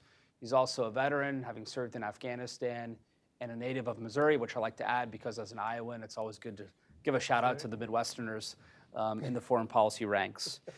To Luke's left is Fred Starr, the founding chairman of the Central Asia Caucasus Institute and Silk Road Studies program. Undoubtedly, if you're interested in this topic, Fred does not need much of an introduction because he is a prolific author, widely known. Since I hawked Luke's policy memo, I'll say that tomorrow, Fred has a piece coming out in American Purpose on this very same topic, which you can check out at American Purpose. He, of course, was also president of Oberlin College, and as I said, just a quick Google search away are many of his bylines and analyses from over the years.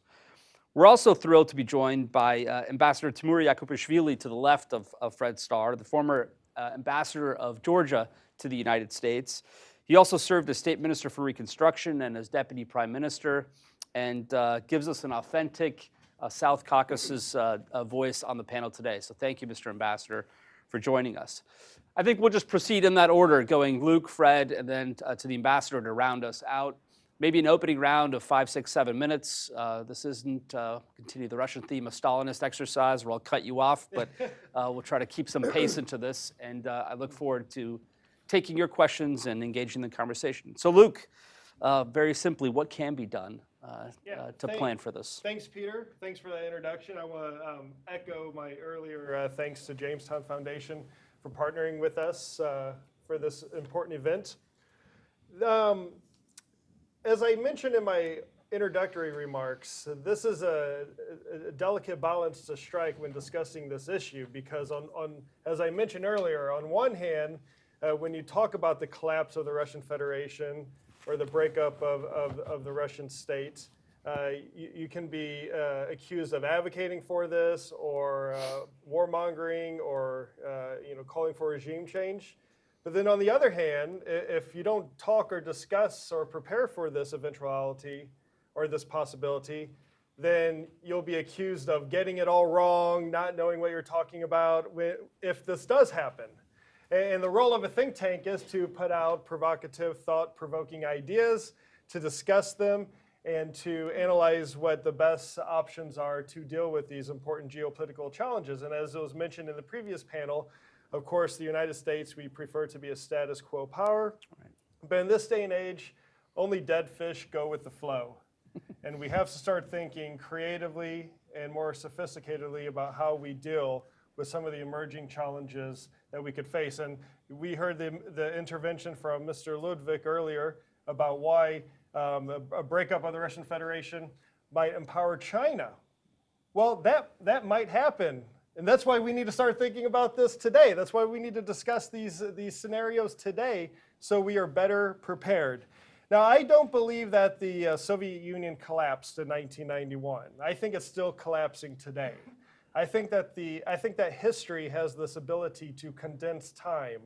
And when historians 200, 300 years from now are writing about the collapse of the Soviet Union, they will probably define or identify Russia's invasion of Ukraine a year ago in February 2022 as perhaps the most consequential, if not the final act in this collapse of the Soviet Union. I think just look around the region over the past 3 decades or so, whether it's Russia's invasion of Georgia and continued occupation of parts of Georgia, annexation of Crimea, the ongoing military presence in Transnistria, Second Karabakh War and the conflict between Armenia and Azerbaijan, the territorial skirmishes and disputes between Tajikistan and Kyrgyzstan, and there are many others. The Soviet Union is still collapsing today, and we're watching it play out. And I believe that the 15 states that emerged in '91 after the initial start of this process of the collapse of the Soviet Union, in my opinion, these 15 states, that's like the safety glass breaking in your car windshield, or where you might have safety glass that breaks in a clean, neat, relatively safe manner. Of course, any broken glass can be dangerous, but it's still more controlled in how it fractures. If we see another round of disintegration or fragmentation, this will not be the safety glass. This will be very sharp, dangerous shards of glass that will break in a very unpredictable fashion, and we have no idea what the consequences of this might be. So in order to prepare for this eventuality, which I think doing anything other than preparing or thinking about it is geopolitical negligence, I offer 7 short questions, I promise, that policymakers need to be asking now about how to be ready for in case this situation does happen. And the first one is kind of the most obvious one, is how does the U.S. respond, and what can we do now to coordinate our response with our partners to emerging calls for self-determination or independence from certain regions in Russia? We saw during the Arab Spring, for example, how popular sentiment started to build up, calling for the government to recognize certain opposition movements, recognize calls for independence in certain parts of the Arab world. And the reality is policymakers have to come up with a response. But how do we do so in a way that is in line with America's national interests and also in accordance with international law and norms? And we need to start, we can identify roughly where we think these calls might emerge. So how do we start preparing now about how we would address some of these challenges? The second is how do we keep any internal conflict that might erupt inside the current borders of the Russian Federation from spilling over across the region?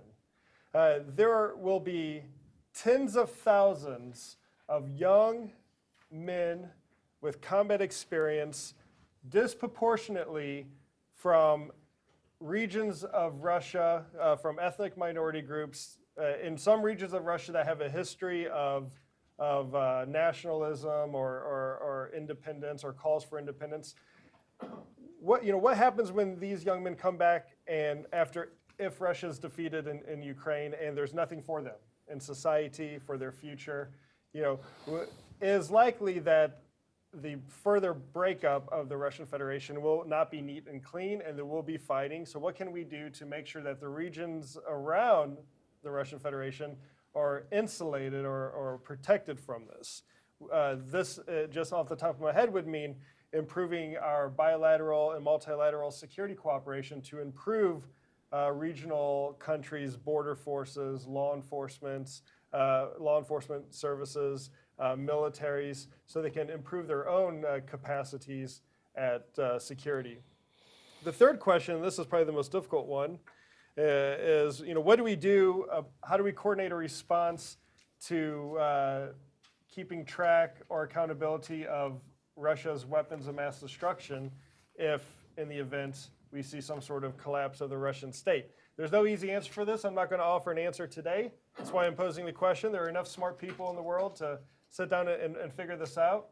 Again, off the top of my head, one immediate thing that can be done is working with regional countries to improve their detection processes, especially at border checkpoints and other corridors of trade and transport.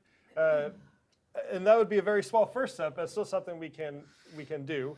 The fourth question we should ask is, should we be prepared and should we even support the U.S., NATO and the European Union implementing a big bang enlargement round for countries that have been longstanding candidates to join both the EU and NATO, but have been prevented from doing so because of this de facto Russian veto that exists. We pretend, we say that Russia doesn't have a veto on NATO enlargement, Russia doesn't have a veto on EU membership, but it does. And they've perfected, the Russians have perfected the perfect formula to keep countries out of these Euro-Atlantic institutions. Georgia's a great example. They invade and then they partially occupy it. And then they know that the countries of the EU or NATO don't want to deal with the headache of bringing in a new country that's partially occupied by the Russian military. If we want to pursue this route, kind of tying up the loose ends of Euro-Atlantic integration, what institutional changes do we need to make to these organizations to facilitate the entry into these groupings for these candidate countries that have been aspiring and waiting to join these Euro-Atlantic organizations for years? The fifth question we need to be asking is, how can the U.S. and its partners coordinate with the international community much needed relief and reconstruction efforts in regions that were occupied by Russia, whether this is Shkin Valley or Abkhazia and Georgia, Transnistria, Luhansk, Donetsk, Crimea, other regions of Ukraine. These regions will need special attention if they're no longer under Russia's control. What's the best, and it's in our interest to ensure that there's stability and prosperity brought to these regions. How should we think about this today? For example, could the 3Cs initiative play a role in reconstruction or economic assistance efforts in a liberated Abkhazia or a liberated Crimea or Transnistria? Because this is, within the geographical scope of the 3Cs initiative. The penultimate question we need to ask ourselves is, how can the U.S. coordinate and prepare for an international or regional response to tying up loose ends on Russia's borders with neighboring states that they have no agreed state boundary? Japan is a good example with the Northern Territories. Not that anyone in Japan is advocating for taking these territories back using military force, but this is an issue that's always lingering in the background. Estonia and Russia has no legally agreed border, for example. There are islands in the Caspian Sea that are disputed between Russia and Kazakhstan that are thought to have oil and gas offshore. While these might seem small problems to us thousands of kilometers or miles away, there's potential for sparks that could ignite a bigger regional problem. So how do we think about these issues now to prepare? And then the final one, and I'll conclude here, is thinking more globally. What can the U.S. do with our partners to roll back Russian influence or take advantage of a declining Russian influence in other regions around the world, such as sub-Saharan Africa, parts of the Middle East, or in Central Asia? And then how should we either take advantage of or compete with or try to deter other countries or powers that will try to fill a security or influence vacuum created by Russia's departure, such as China or Turkey? And I'll stop there with those 7 questions that I conveniently didn't answer, but just posed. Thanks. Dr. Starr? Okay. Oh, we'll just go down the order. So I'll let you. The podium, sure. Oh, well, we can roll. No. Okay. I'd like to begin with a Valentine for Ukraine. This isn't the first war over Crimea, as you know, the charge of the Light Brigade and all that. And when Russia's forces finally collapsed, having lost up to 500,000 people, by the way, and Nicholas I, who, just like Putin, paraded his troops around because, after all, aren't we the most powerful army in Europe? We defeated Napoleon, and he gave them beautiful uniforms, and they marched back and forth, but they didn't give them rifle guns, and so they fell on their face tragically. And Nicholas I, who perpetrated all this, conveniently died and his successor, Alexander II, came to the throne. And in March 1856, just as they were announcing the Treaty of Paris that ended it all, Alexander wrote a letter to the Russian people. And he said, have heart. Be of good cheer, he said. He said, Sevastopol is not Moscow. Crimea is not Russia. That this is worth Putin paying a little attention to, since he tends to cite the czars rather profligately. So here we are. We've been discussing ethnic issues and breakups and so on. I want to just let that be for now and focus on the question of, well, how do you rule what's left? How will Russia be ruled in the future? No matter whether so-and-so leaves or so-and-so leaves or whatever. How do you do it? Now, this is a different question than the territorial issue that has been discussed up to now. And I'd like to focus on it because it takes us immediately back to 1991. There was an absolute consensus in the US government, and my dear friend Paul Goebel would confirm this, that what is needed in a successor state, whether it's we reach it in an evolutionary or revolutionary process, what is needed is a strong state. A strong state. Why? Because only a strong, powerful state can control a nuclear arsenal. That was absolutely the thinking of Bob Gates, Condi Rice. This was they wanted a strong and centralized state. Now, where are we today? Andrei Kozyrev, who's a very astute and wise observer, and by the way, in Miami these days, good friend, he has pointed out with regard to what didn't happen in '91. He's very specific in his excellent memoir. He says what didn't happen is that the KGB and the military did not end. A lot of other things ended, but the KGB and military were continued unreformed right down to the present. They've evolved, yes, but it's the same institutions. And that's what we're dealing with right now. Now, it seems to me the question, how do you rule what's left of Russia is a crucial one. And I would like to disagree with those who in '91 were saying you need a powerful centralized state to be able to control nukes and so on. On the contrary, my point is this, that there is another tradition in Russia. It's neglected, it's forgotten, but it's there. It's like a deep geological layer, and one that existed over a long period of time. It started in the 19th century, and it grew up under Nicholas. People who wanted self-government, people who wanted decentralization of rule. And with the collapse of the Crimean War in 1855-56, this tradition actually, because then the FSB, the third section, was completely in eclipse for a generation, and because the army, the old army, was in eclipse, this other tradition came to the fore, and you had what's called the era of great reforms. And what did these great reforms consist of? This is worth paying attention to because this is reality, and this is reality known to educated Russians.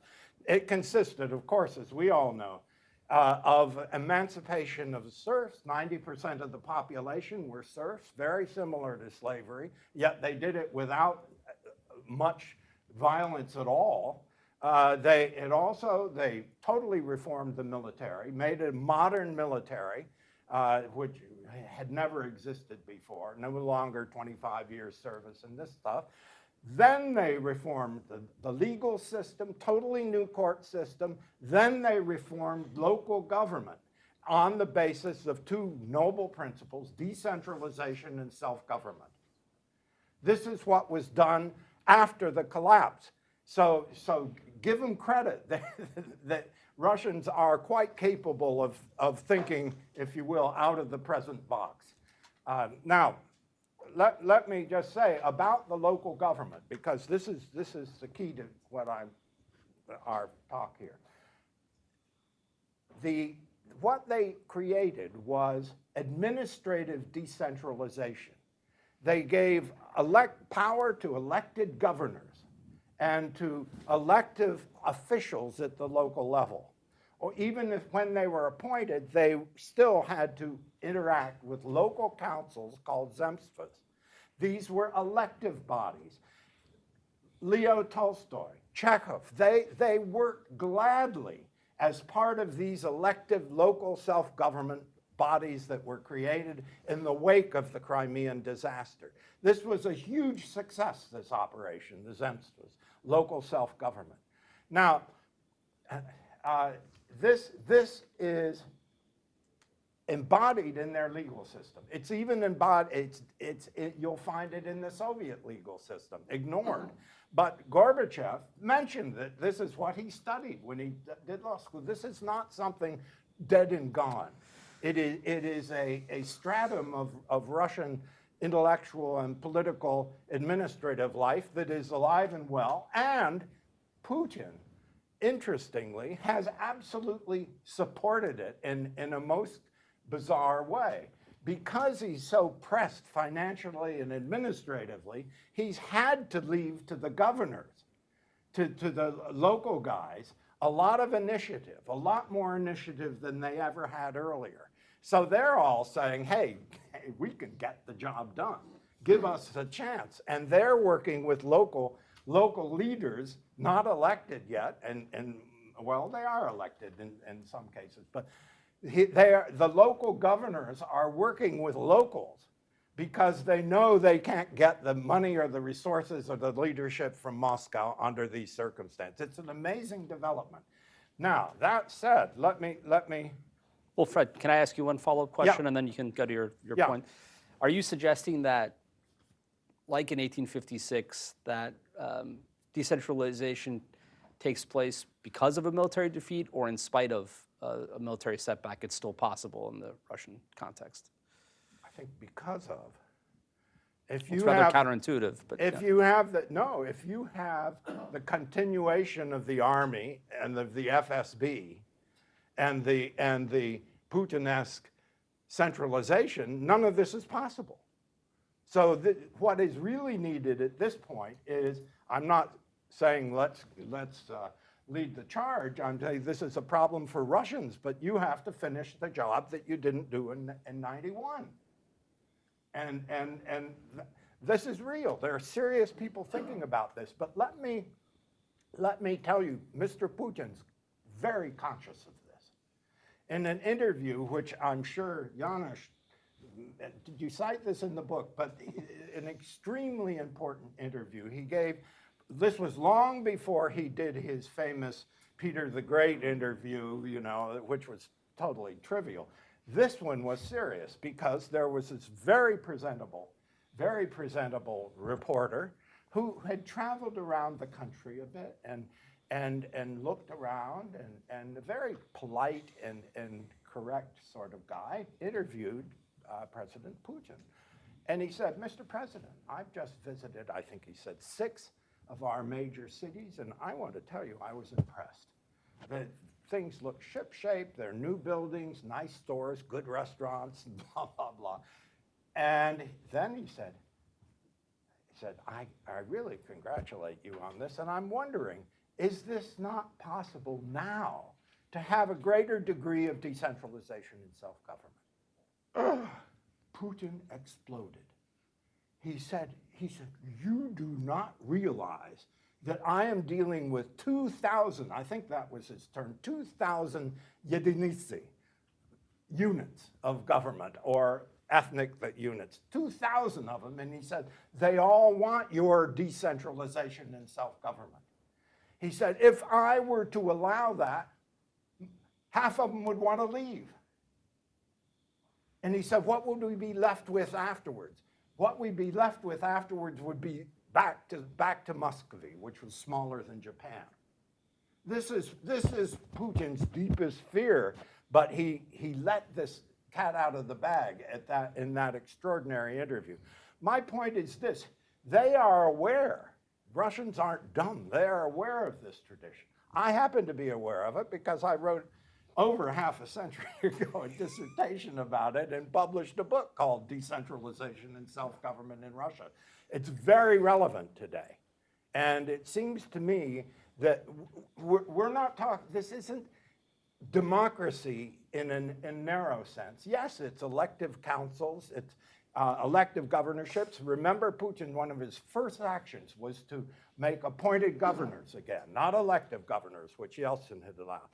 That this, we should be conscious that the management, the administration, and self-administration on the local level, no matter who ends up in Russia, whether they succeed, no matter what, this issue is the central one, and we should be focusing on it, along with the international issues that my friend and colleague Luke has covered so well. Thank you, sir. Mr. Ambassador. Thank you. First of all, thank you very much for having this conference. When I was thinking about the title, which some may see as a provocative one, I thought that it was a perfect title because I slightly disagree with Luke, not disagree, but I think that it's not collapse of the Soviet Empire, it's a collapse of Russian Empire. So Russian Empire never collapsed. The difference is that it's happening 100 years after all other empires mainly collapsed and under different circumstances in a different world. So when you take it from there, that it's Russian Empire collapsing, then this title becomes even more relevant. Then we have to think what's going to happen. Now, if you live in Washington long enough, you start to learn all these proverbs of Washingtonian proverbs, and one of them said that Washington is a city where everything is already have been said, but not by everybody.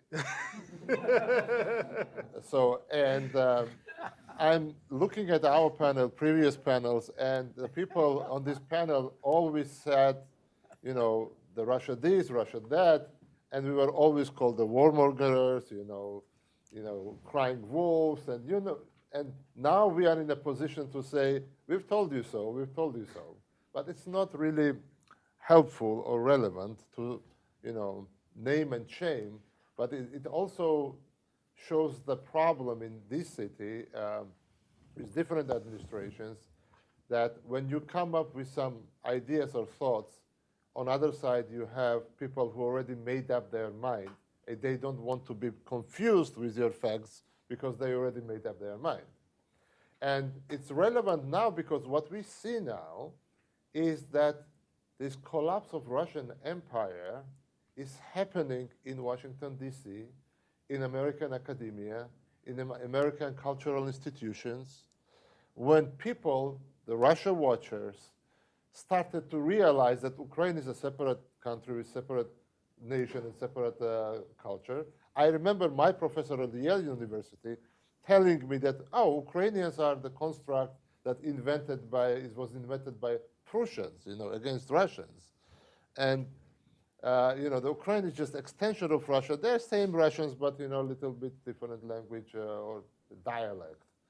So when I read today that Metropolitan Museum is calling a number of artists, not the Russian artists, but Ukrainian artists, and, you know, you have more Ukrainian studies or more Georgian studies or whatever emerging as a separate units American academia, and with those who were, you know, Russophiles in Washington became the Ukrainophiles suddenly, or hopefully, then this collapse of Russian Empire is happening here. Yeah. It's and it's very important, I think. Now, what will happen to that collapse? I'm not that naive to think that Russian Federation will collapse as a result of losing the Ukraine. And there are a number of reasons for that. First of all, we love to draw these parallels with when the Russian army lost the battle and then it came fired back home. Let's take a closer look what is happening in Ukraine. This war was planned and instigated and led not by Russian army, but by FSB, which is not a Department of Defense or Ministry of Defense. So if you listen to Russian internal dialogue, the military said, what do you want from us? We've told you, and General Ivashov and others wrote an open letter saying that it's insane, 300,000 troops will not be enough to take Ukraine, and everything that military should say, they said. But they were told, you know what? FSB knows what they're doing. They are in the lead. You are just part of the instrument that we are employing. More than that, what is Wagner? Wagner is not entirely state-funded organization. More than that, under the Russian legislation, they cannot even exist. It's illegal to have a private security organizations. It is largely self-funding institution that makes money in Mali, in other parts of Africa, exploiting the gold mines, whatever mines. And the beauty of Wagner, beauty in parentheses, was that Russian state just had to give them nod, green light, and tanks and aviation and artillery that they had it in abundance in their warehouses. So you have FSB-led operation blended with Wagner non-state actor and supposed to be led by the militaries who were from the beginning say that we are not prepared, it's not enough, and etc. And that kind of hybrid approach makes the military not to take all the blame. So that's why I think that what's going to happen in Russian Federation after they will lose war in Ukraine, that military will take power. You will have junta. Some kind of blending with FSB, but that's what they're going to end up with. Because they will not take responsibility for the failure. They will finger point to others and say, we were telling you so. You never gave us a proper equipment. You never gave us a proper funding. You never gave us a proper mobilization, and et cetera, and et cetera. So they will find the ways to justify it. And more importantly, if you listen to Russian elite and their discussion, it's very, very interesting. Well, they say that Ukraine was a trap, that Putin stepped in, and trap was created by, they give the name, but by CIA. CIA. Especially the head of the CIA, who happened to be a, yeah, so. They would win in 3 days. Exactly, naturally. exactly. Just after saying Kabul would hold out for 2 years. So greatly admired. the Russian elite is thinking that it's wrong. Ukraine is wrong, obviously, but it's not our fault. Putin was just, convinced by these guys to step in. Okay? It's a different scenario that we historically are familiar with. And that's why the future of Russia will be built on these several factors that I just mentioned, that military will not take full responsibility, the elite thinks that Putin made a mistake and not the nation made a mistake. Yes, they have to win whatever they will win, but they already understand that they may lose. But it will not entail the fragmentation of Russia on the fault lines that was mentioned here. Another reason why it will not disintegrate that easily is economic infrastructure. Because all these republics, all these ethnic oblasts or non-ethnic oblasts, are very much economically intertwined by infrastructure.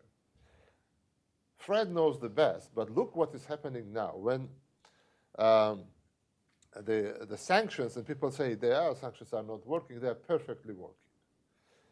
One of the consequences of sanctions is that China is enormously angry on Russia because they invested billions of dollars in the Belt and Road, whatever initiative that goes through the Russia and supposed to be one of the major lines. You remember they had the two major lines of this infrastructure. One of them is dead because of Russian actions.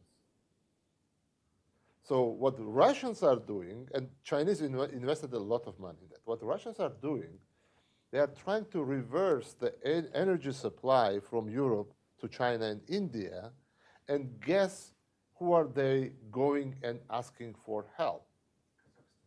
Kazakhstan, Uzbekistan, Turkmenistan, to reverse the pipelines. So a year ago, these three republics were asking Russians that had to play the Russian game to allow the transit through the Russia. Now Russia has to talk about gas union, whatever they call it. I don't know, Fred, you know better. Asking these countries to allow them to transit gas through their pipelines, but the reverse. Unfortunately, my country, Georgia, became one of the places where the Russia is avoiding sanctions and is importing goods that they should not be importing from the West. There are a lot of talks about it that the several hundred miles of lorries are going through Georgia to Russia. God knows what they carry. Okay, but we see some other stuff, new stuff in their missiles that they end up from somewhere.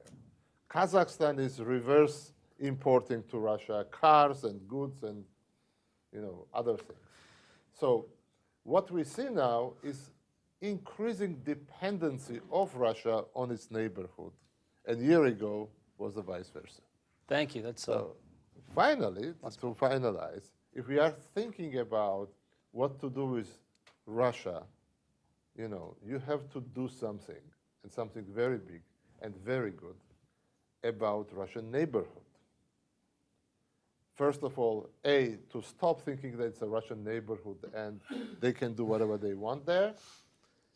B, think about different institutions, organizations, and instruments to work in these republics around Russia. And one of the biggest fears is that when we talk about, and we will come to the point of reconstruction of Ukraine, who's going to lead that reconstruction? The Beltway bandits that will teach Ukrainians how to dig the well and get the water?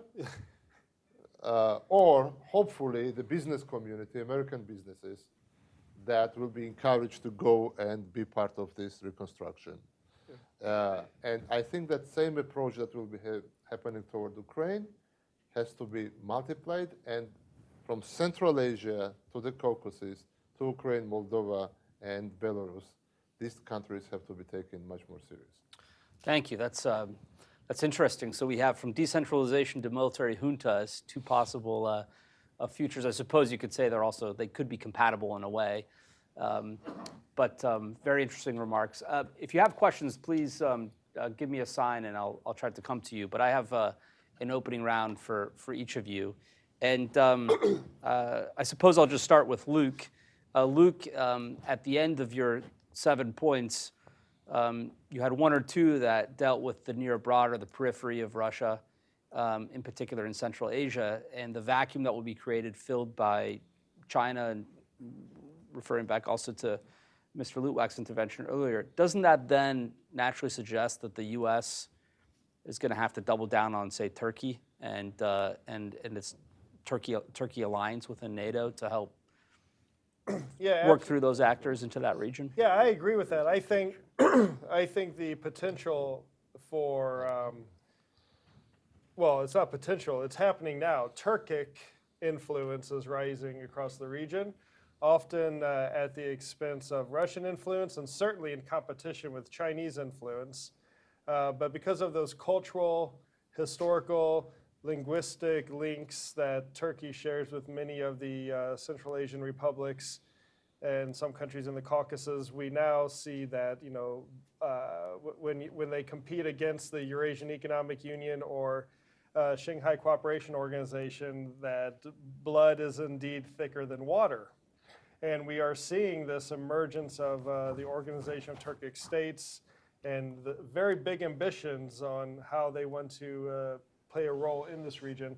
And I think it's in the interest of the United States and our partners in Europe to, in any way we can, latch on to this and be a part of this. It's not going to be easy because of our our horrible or difficult bilateral relationship that we currently have. But I am optimist about Turkey, the U.S. bilateral relationship with Turkey. I'm not ready to throw away, you know, 7 decades of a good relationship for 7 challenging years. And we need to think more long term. But we can also do more. For example, there is an organization called Guam. Now in Washington these days, if you say Guam, 99% of people will think the island in the Pacific. For us, we think of a regional organization that the U.S. really pushed for in the 90s that consists of Guam, Germany, or is Georgia, Ukraine, Azerbaijan, and Moldova. It used to be 2 U's. Uzbekistan used to be part of it, but it's no longer part of it. And this organization has found new energy since Russia's invasion of Ukraine last year. And the last time that the U.S. met with Guam as an organization at the foreign ministers level was 2017, right? Imagine if Secretary Blinken announced a U.S. Guam summit to discuss regional matters. I mean, firstly, that would drive Moscow crazy. They'd be just wondering what the hell is going on. And secondly, it would like show old-fashioned, old-school diplomacy at work. The U.S.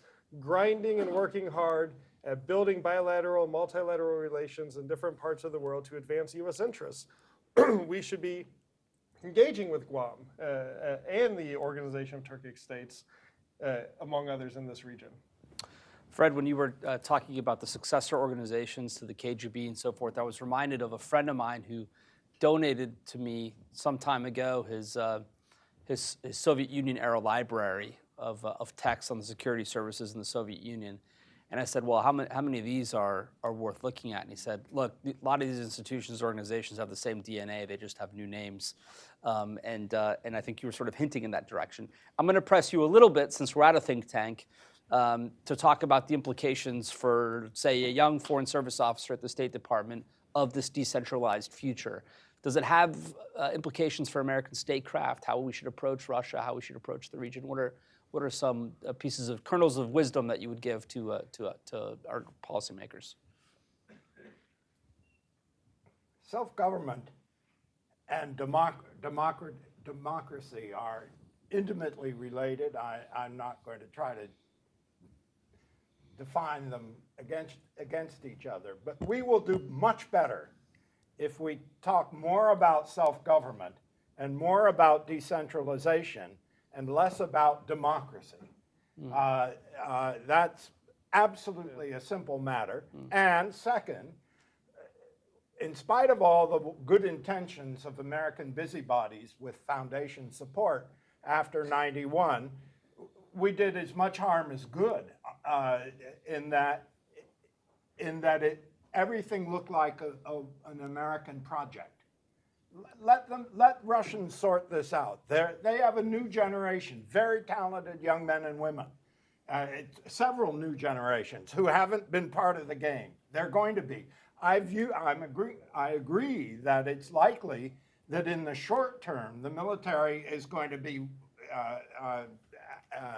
in the driver's seat, but only in the short term. Shoigu and Gerasimov, these guys, plus all the local recruiting and so on, are giving the military also a very bad name. I think we want to wait. After they're out of there, you'll see a new crowd come in, a completely new crowd.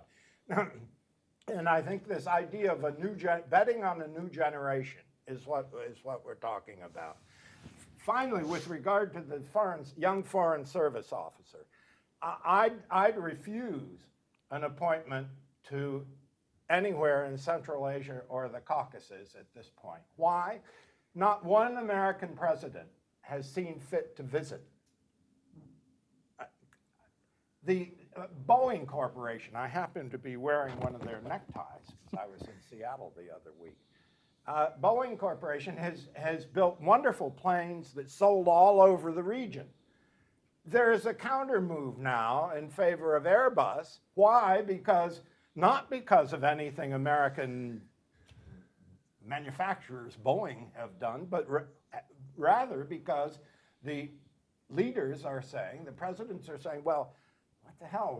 When we talked about Airbus, we get visits from Macron, we get visits from, and not one American has ever, not one American president has ever visited, and the vice presidents or secretaries of state who have gone, these visits have by and large been for show and very thin on substance, and they know this. Yeah.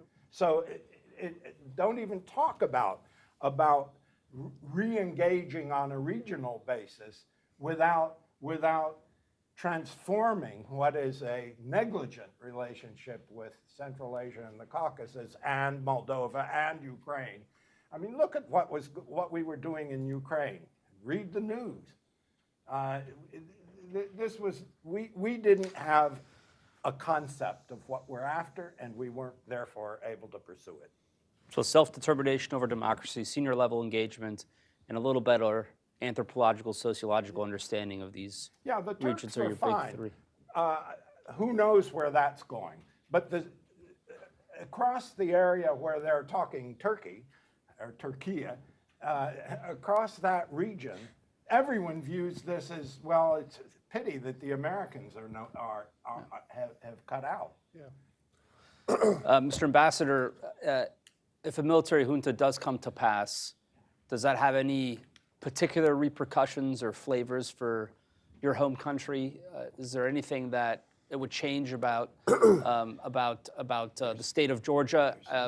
I've heard from some Georgians they worry that Russia will react to its setbacks in Ukraine with another attack of sorts in Georgia. Others think it gives them more breathing space. How do you?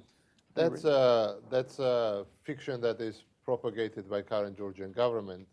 Russia will not re-attack Georgia. On the contrary, I think that once Russian-Ukraine plan will collapse, you will see the domino effect in Moldova, in Georgia. So you will see the liberated Abkhazia, South Ossetia, and Transnistria. And finally, some kind of peace achieved between Armenia and Azerbaijan that will be more durable, because Russians never played a role of a peacemaker. We know that Russian peacekeepers were just keeping piece of this and piece of that, not bringing the peace. So I'm going to steal that line.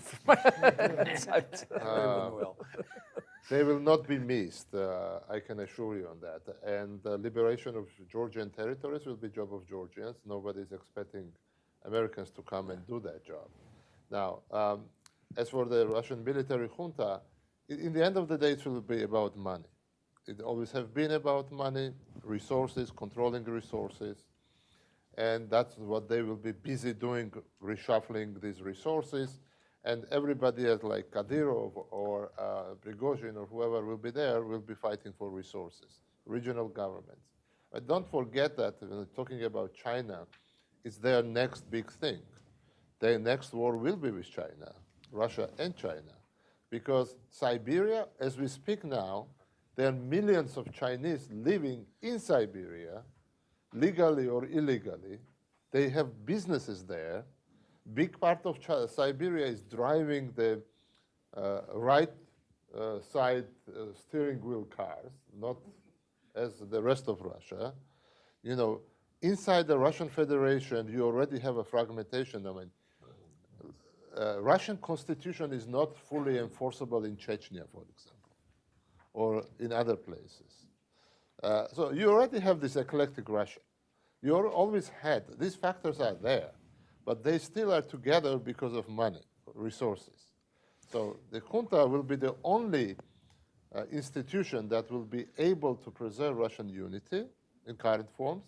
It will make enormously happy American and European militaries because they will have a telephone number to call in case of military crisis. I mean, these are the realities, okay? Yes, democracy promotion groups will be very disappointed. So-called good Russians outside of Russia will be very disappointed. Democracy promotions will be very disappointed. But the realities will be that you know, nobody really outside of Russia, besides some smaller group of people, who wants Russian disintegration.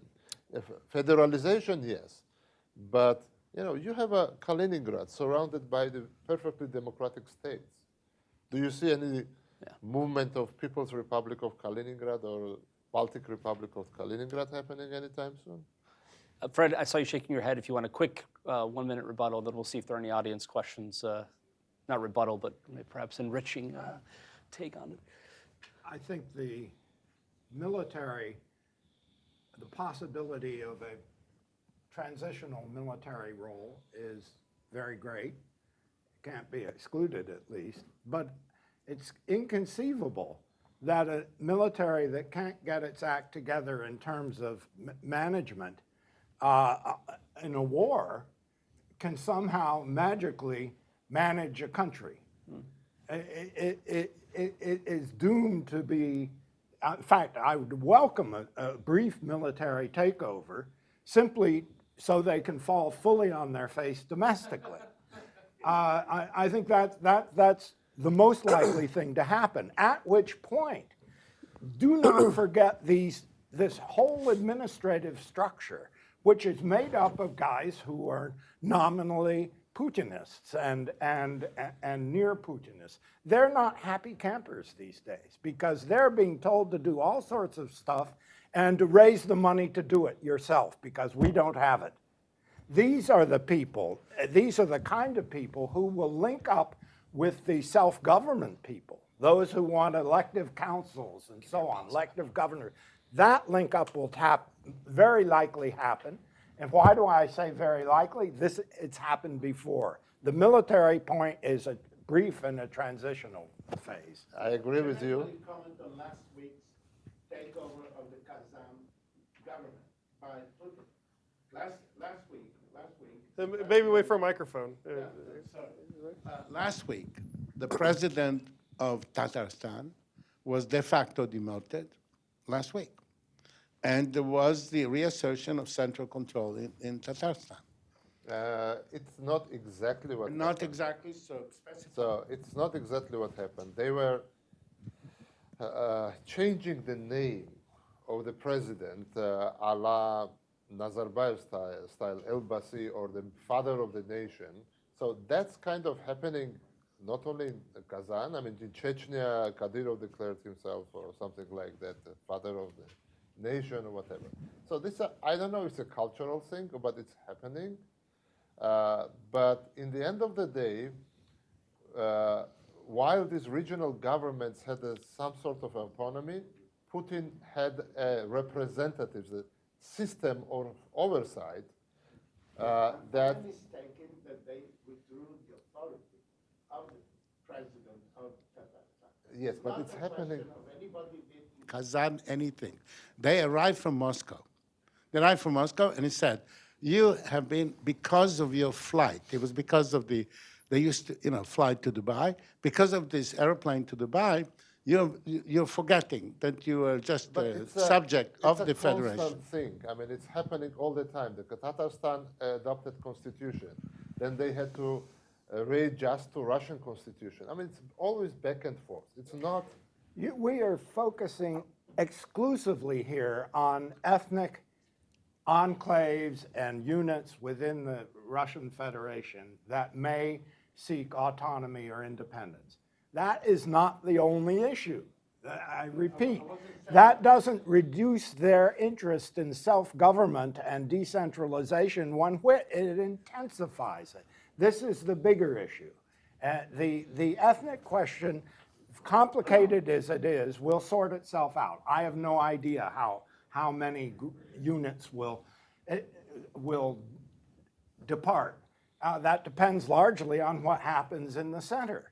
But no matter what happens, there will be these demands for self-government and decentralization. And I think those are the key to the whole future. All right, we'll go to Hillel and then the lady in the front. And I'm afraid after that, we're going to have to take those questions. And any other questions, I'm sure panelists will be happy to take them up front after the end of the program. Hillel? Hillel Fracken of the Hudson Institute.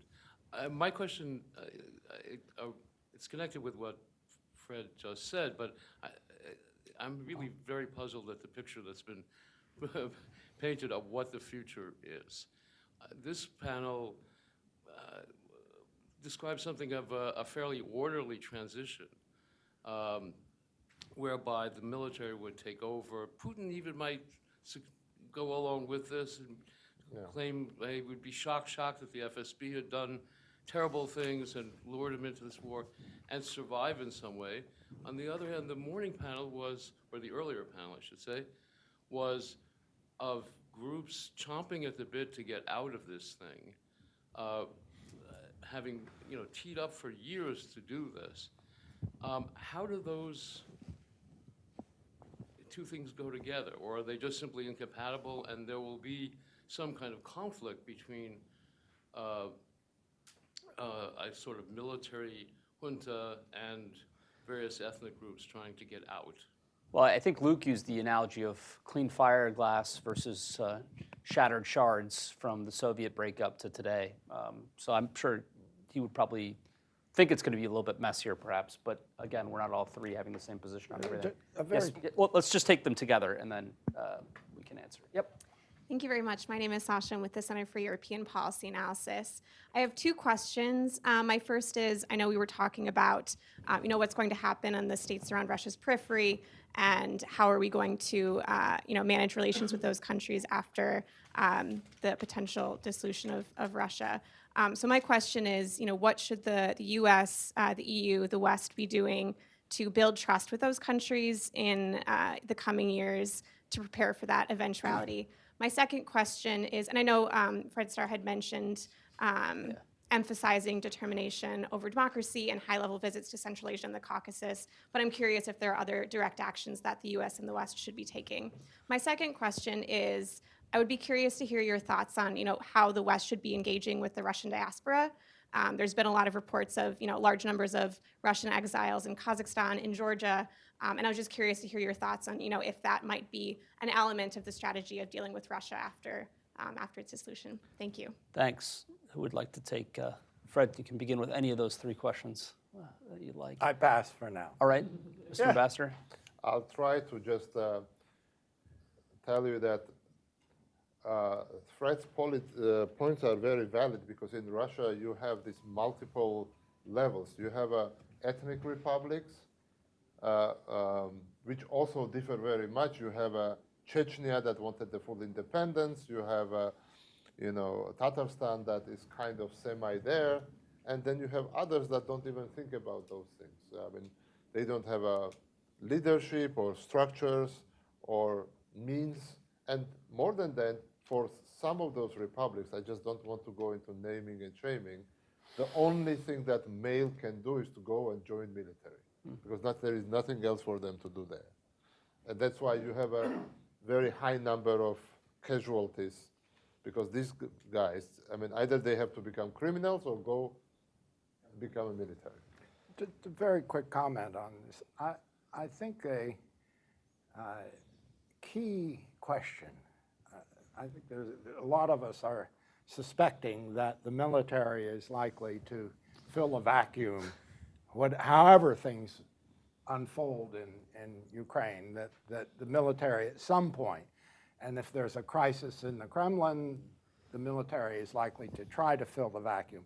If that happens, it would seem to me entirely possible that it would intensify the demand for secession, because they're not good at managing what needs to be managed on a local level. If, however, as I have hypothesized, an alternative scenario, that they indeed take a prominent role in the short term, but in the mid or long term, some broader social forces take hold, and I mean a new generation, plus a lot of people who have been sitting on their hands or fearful. If that happens, that could well provide the basis for a new kind of constitution in the broadest sense of the word, that includes some self-government and some decentralization that would be very attractive to many of these ethnic minorities. So again, that's the key. I think that question, and who can answer it? It's too early. Yeah, thanks. On your point, sir, about all the different forecasts or predictions or scenarios, I mean, that's just the nature of this sort of exercise, I think. But you're going to get so many different opinions and predictions, but in my paper, I tried to avoid doing that and instead focus on certain baseline assumptions that policy planners should bake into their thinking. One, Russia will further fragment. I think we kind of all agree on that. We don't know how it will, but we know they will. That should be a baseline assumption. Certain Russian regions will have a significant population of unemployed combat veterans. What do we do about that? How does that fuel separatism? China and Turkey will try to fill the power vacuum across Eurasia. Private armed groups, which we actually haven't discussed much today, will proliferate and play a big role in a post-Putin Russia. Putin's immediate replacement will not be Thomas Jefferson. We should give up this idea that there's some moderate Russian waiting on the sidelines to take over and usher in a new era of democracy. That's not going to happen, certainly in the short term. And then my final planning assumption is that Russia will be back. History tells us this. If Ukraine is victorious, that doesn't mean we can now take out US troops from Europe, disengage from NATO, and focus more on the Indo-Pacific. We have to maintain our presence there to deter, because Russia will someday be back. On your very good question, first, I love SIPA. Keep up the good work you guys are doing over there. But on your question about the diaspora groups and the Russians that have fled, this may sound harsh, but the majority of these Russians that have fled since February of 2022 have been young men of fighting military age, only because they now see the difficulties and hardships that they would have faced had they been conscripted and sent to the front lines. If the war in Ukraine had gone a different way and they had to call up conscripts for an occupation force of Ukraine, or to have their eyes on Moldova, or perhaps even a NATO member, then they wouldn't have fled. They would have probably happily signed up to be a member of that Russian occupation force of Ukraine because of the spoils that they would have enjoyed. But when they saw their comrades and their brothers being killed on the front lines in the manner that they have, on a war that's never been so documented, whether it's Twitter or TikTok or whatever else, they decided, this isn't for me, I'm fleeing. So they only fled because they didn't want to experience the hardships. So I don't think we can actually engage or put much stock in their opinions or views or what they see Russia's future as being. Just to add, since I've been rather disciplined as a moderator, and to give one quick answer to your other question, probably the seesaw or kind of almost boomerang, ricochet, whatever word you want to use, or employed nature of U.S. engagement in Central Asia over the past 20 years has to be evened out, which doesn't, I think, take a great deal of diplomatic or economic effort. But to show persistent engagement rather than the rush to Central Asia post 9/11 for basing, which then leads to post Afghanistan receding into the background, more disinterest into Central Asia. Now some awareness of it, but still no presidential visit. There's a section in Luke's paper, if I remember correctly, that documents cabinet level visits, which have also been lagging over the years. Secretaries of State, Secretary of Defenses haven't traveled there in quite some time. 4 years. No U.S. ambassador abroad. So this is not unique to the area. This has been a withdrawal from American engagement. Yeah. Yes, but is Rome problematic for America? I don't think so. In Tokyo, the is at zero. Yeah. Rome, it's a zero. You can afford it. So You you're have ability. claiming that we're I'll just You know- add something what the Europe or the Americas together should do. What specifically they should do, I will avoid that thing, but I will show you the area where nothing is done. 350 million people speak Russian, including in this country, worldwide. Russians were given the full, hand to broadcast whatever they were broadcasting to this so-called Russian world, Ruski Mir, poisoning their minds. One Voice of America will not change it. One Rain TV will not change it. But something has to be done in media to address this issue, because there are people in Central Asia who speak in Russian, in the Caucasus, in Australia, in America, in Brighton Beach, and they were all brainwashed by the Putin's propaganda. Well, go ahead, one final word. What we're dealing with, on one level, it's a series of separate, fundamental, and serious questions. And these are real analytic problems. On the other level, we're dealing with big concepts that we rarely frame. I mean, use of language, for example. Isn't it interesting? The Russians don't have a draft. According to the American press, they have mobilization. Well, the people who show up in Georgia or wherever, in Kazakhstan, aren't draft dodgers. They're people avoiding mobilization. Yeah. And to take it closer to home, the term Eurasia, which is a term coined and developed by Russian chauvinists, is used in many distinguished halls. Yeah. I didn't, excuse me, I didn't say it. But my point is that at a very serious level, we have to pull back and ask, what about the categories we're using? And I've tried to do that with the case of democracy, which I obviously support, but that a more useful approach is to emphasize that decentralized governance and self-government, which is an elective principle. At this conceptual level, we're also failing. All right, thank you, Fred, and thanks for everyone for joining us. It was a very rich conversation. I know sometimes these online seminars can be a bit tough to stomach. We're only still on air, but sure, rocket for the thing. And a last point, again, if you'd like a guide to Russia's rupture from Janusz, you can find it online. Luke's policy memo, you can also find it at hudson.org. Thanks so much for joining us, and see you next time.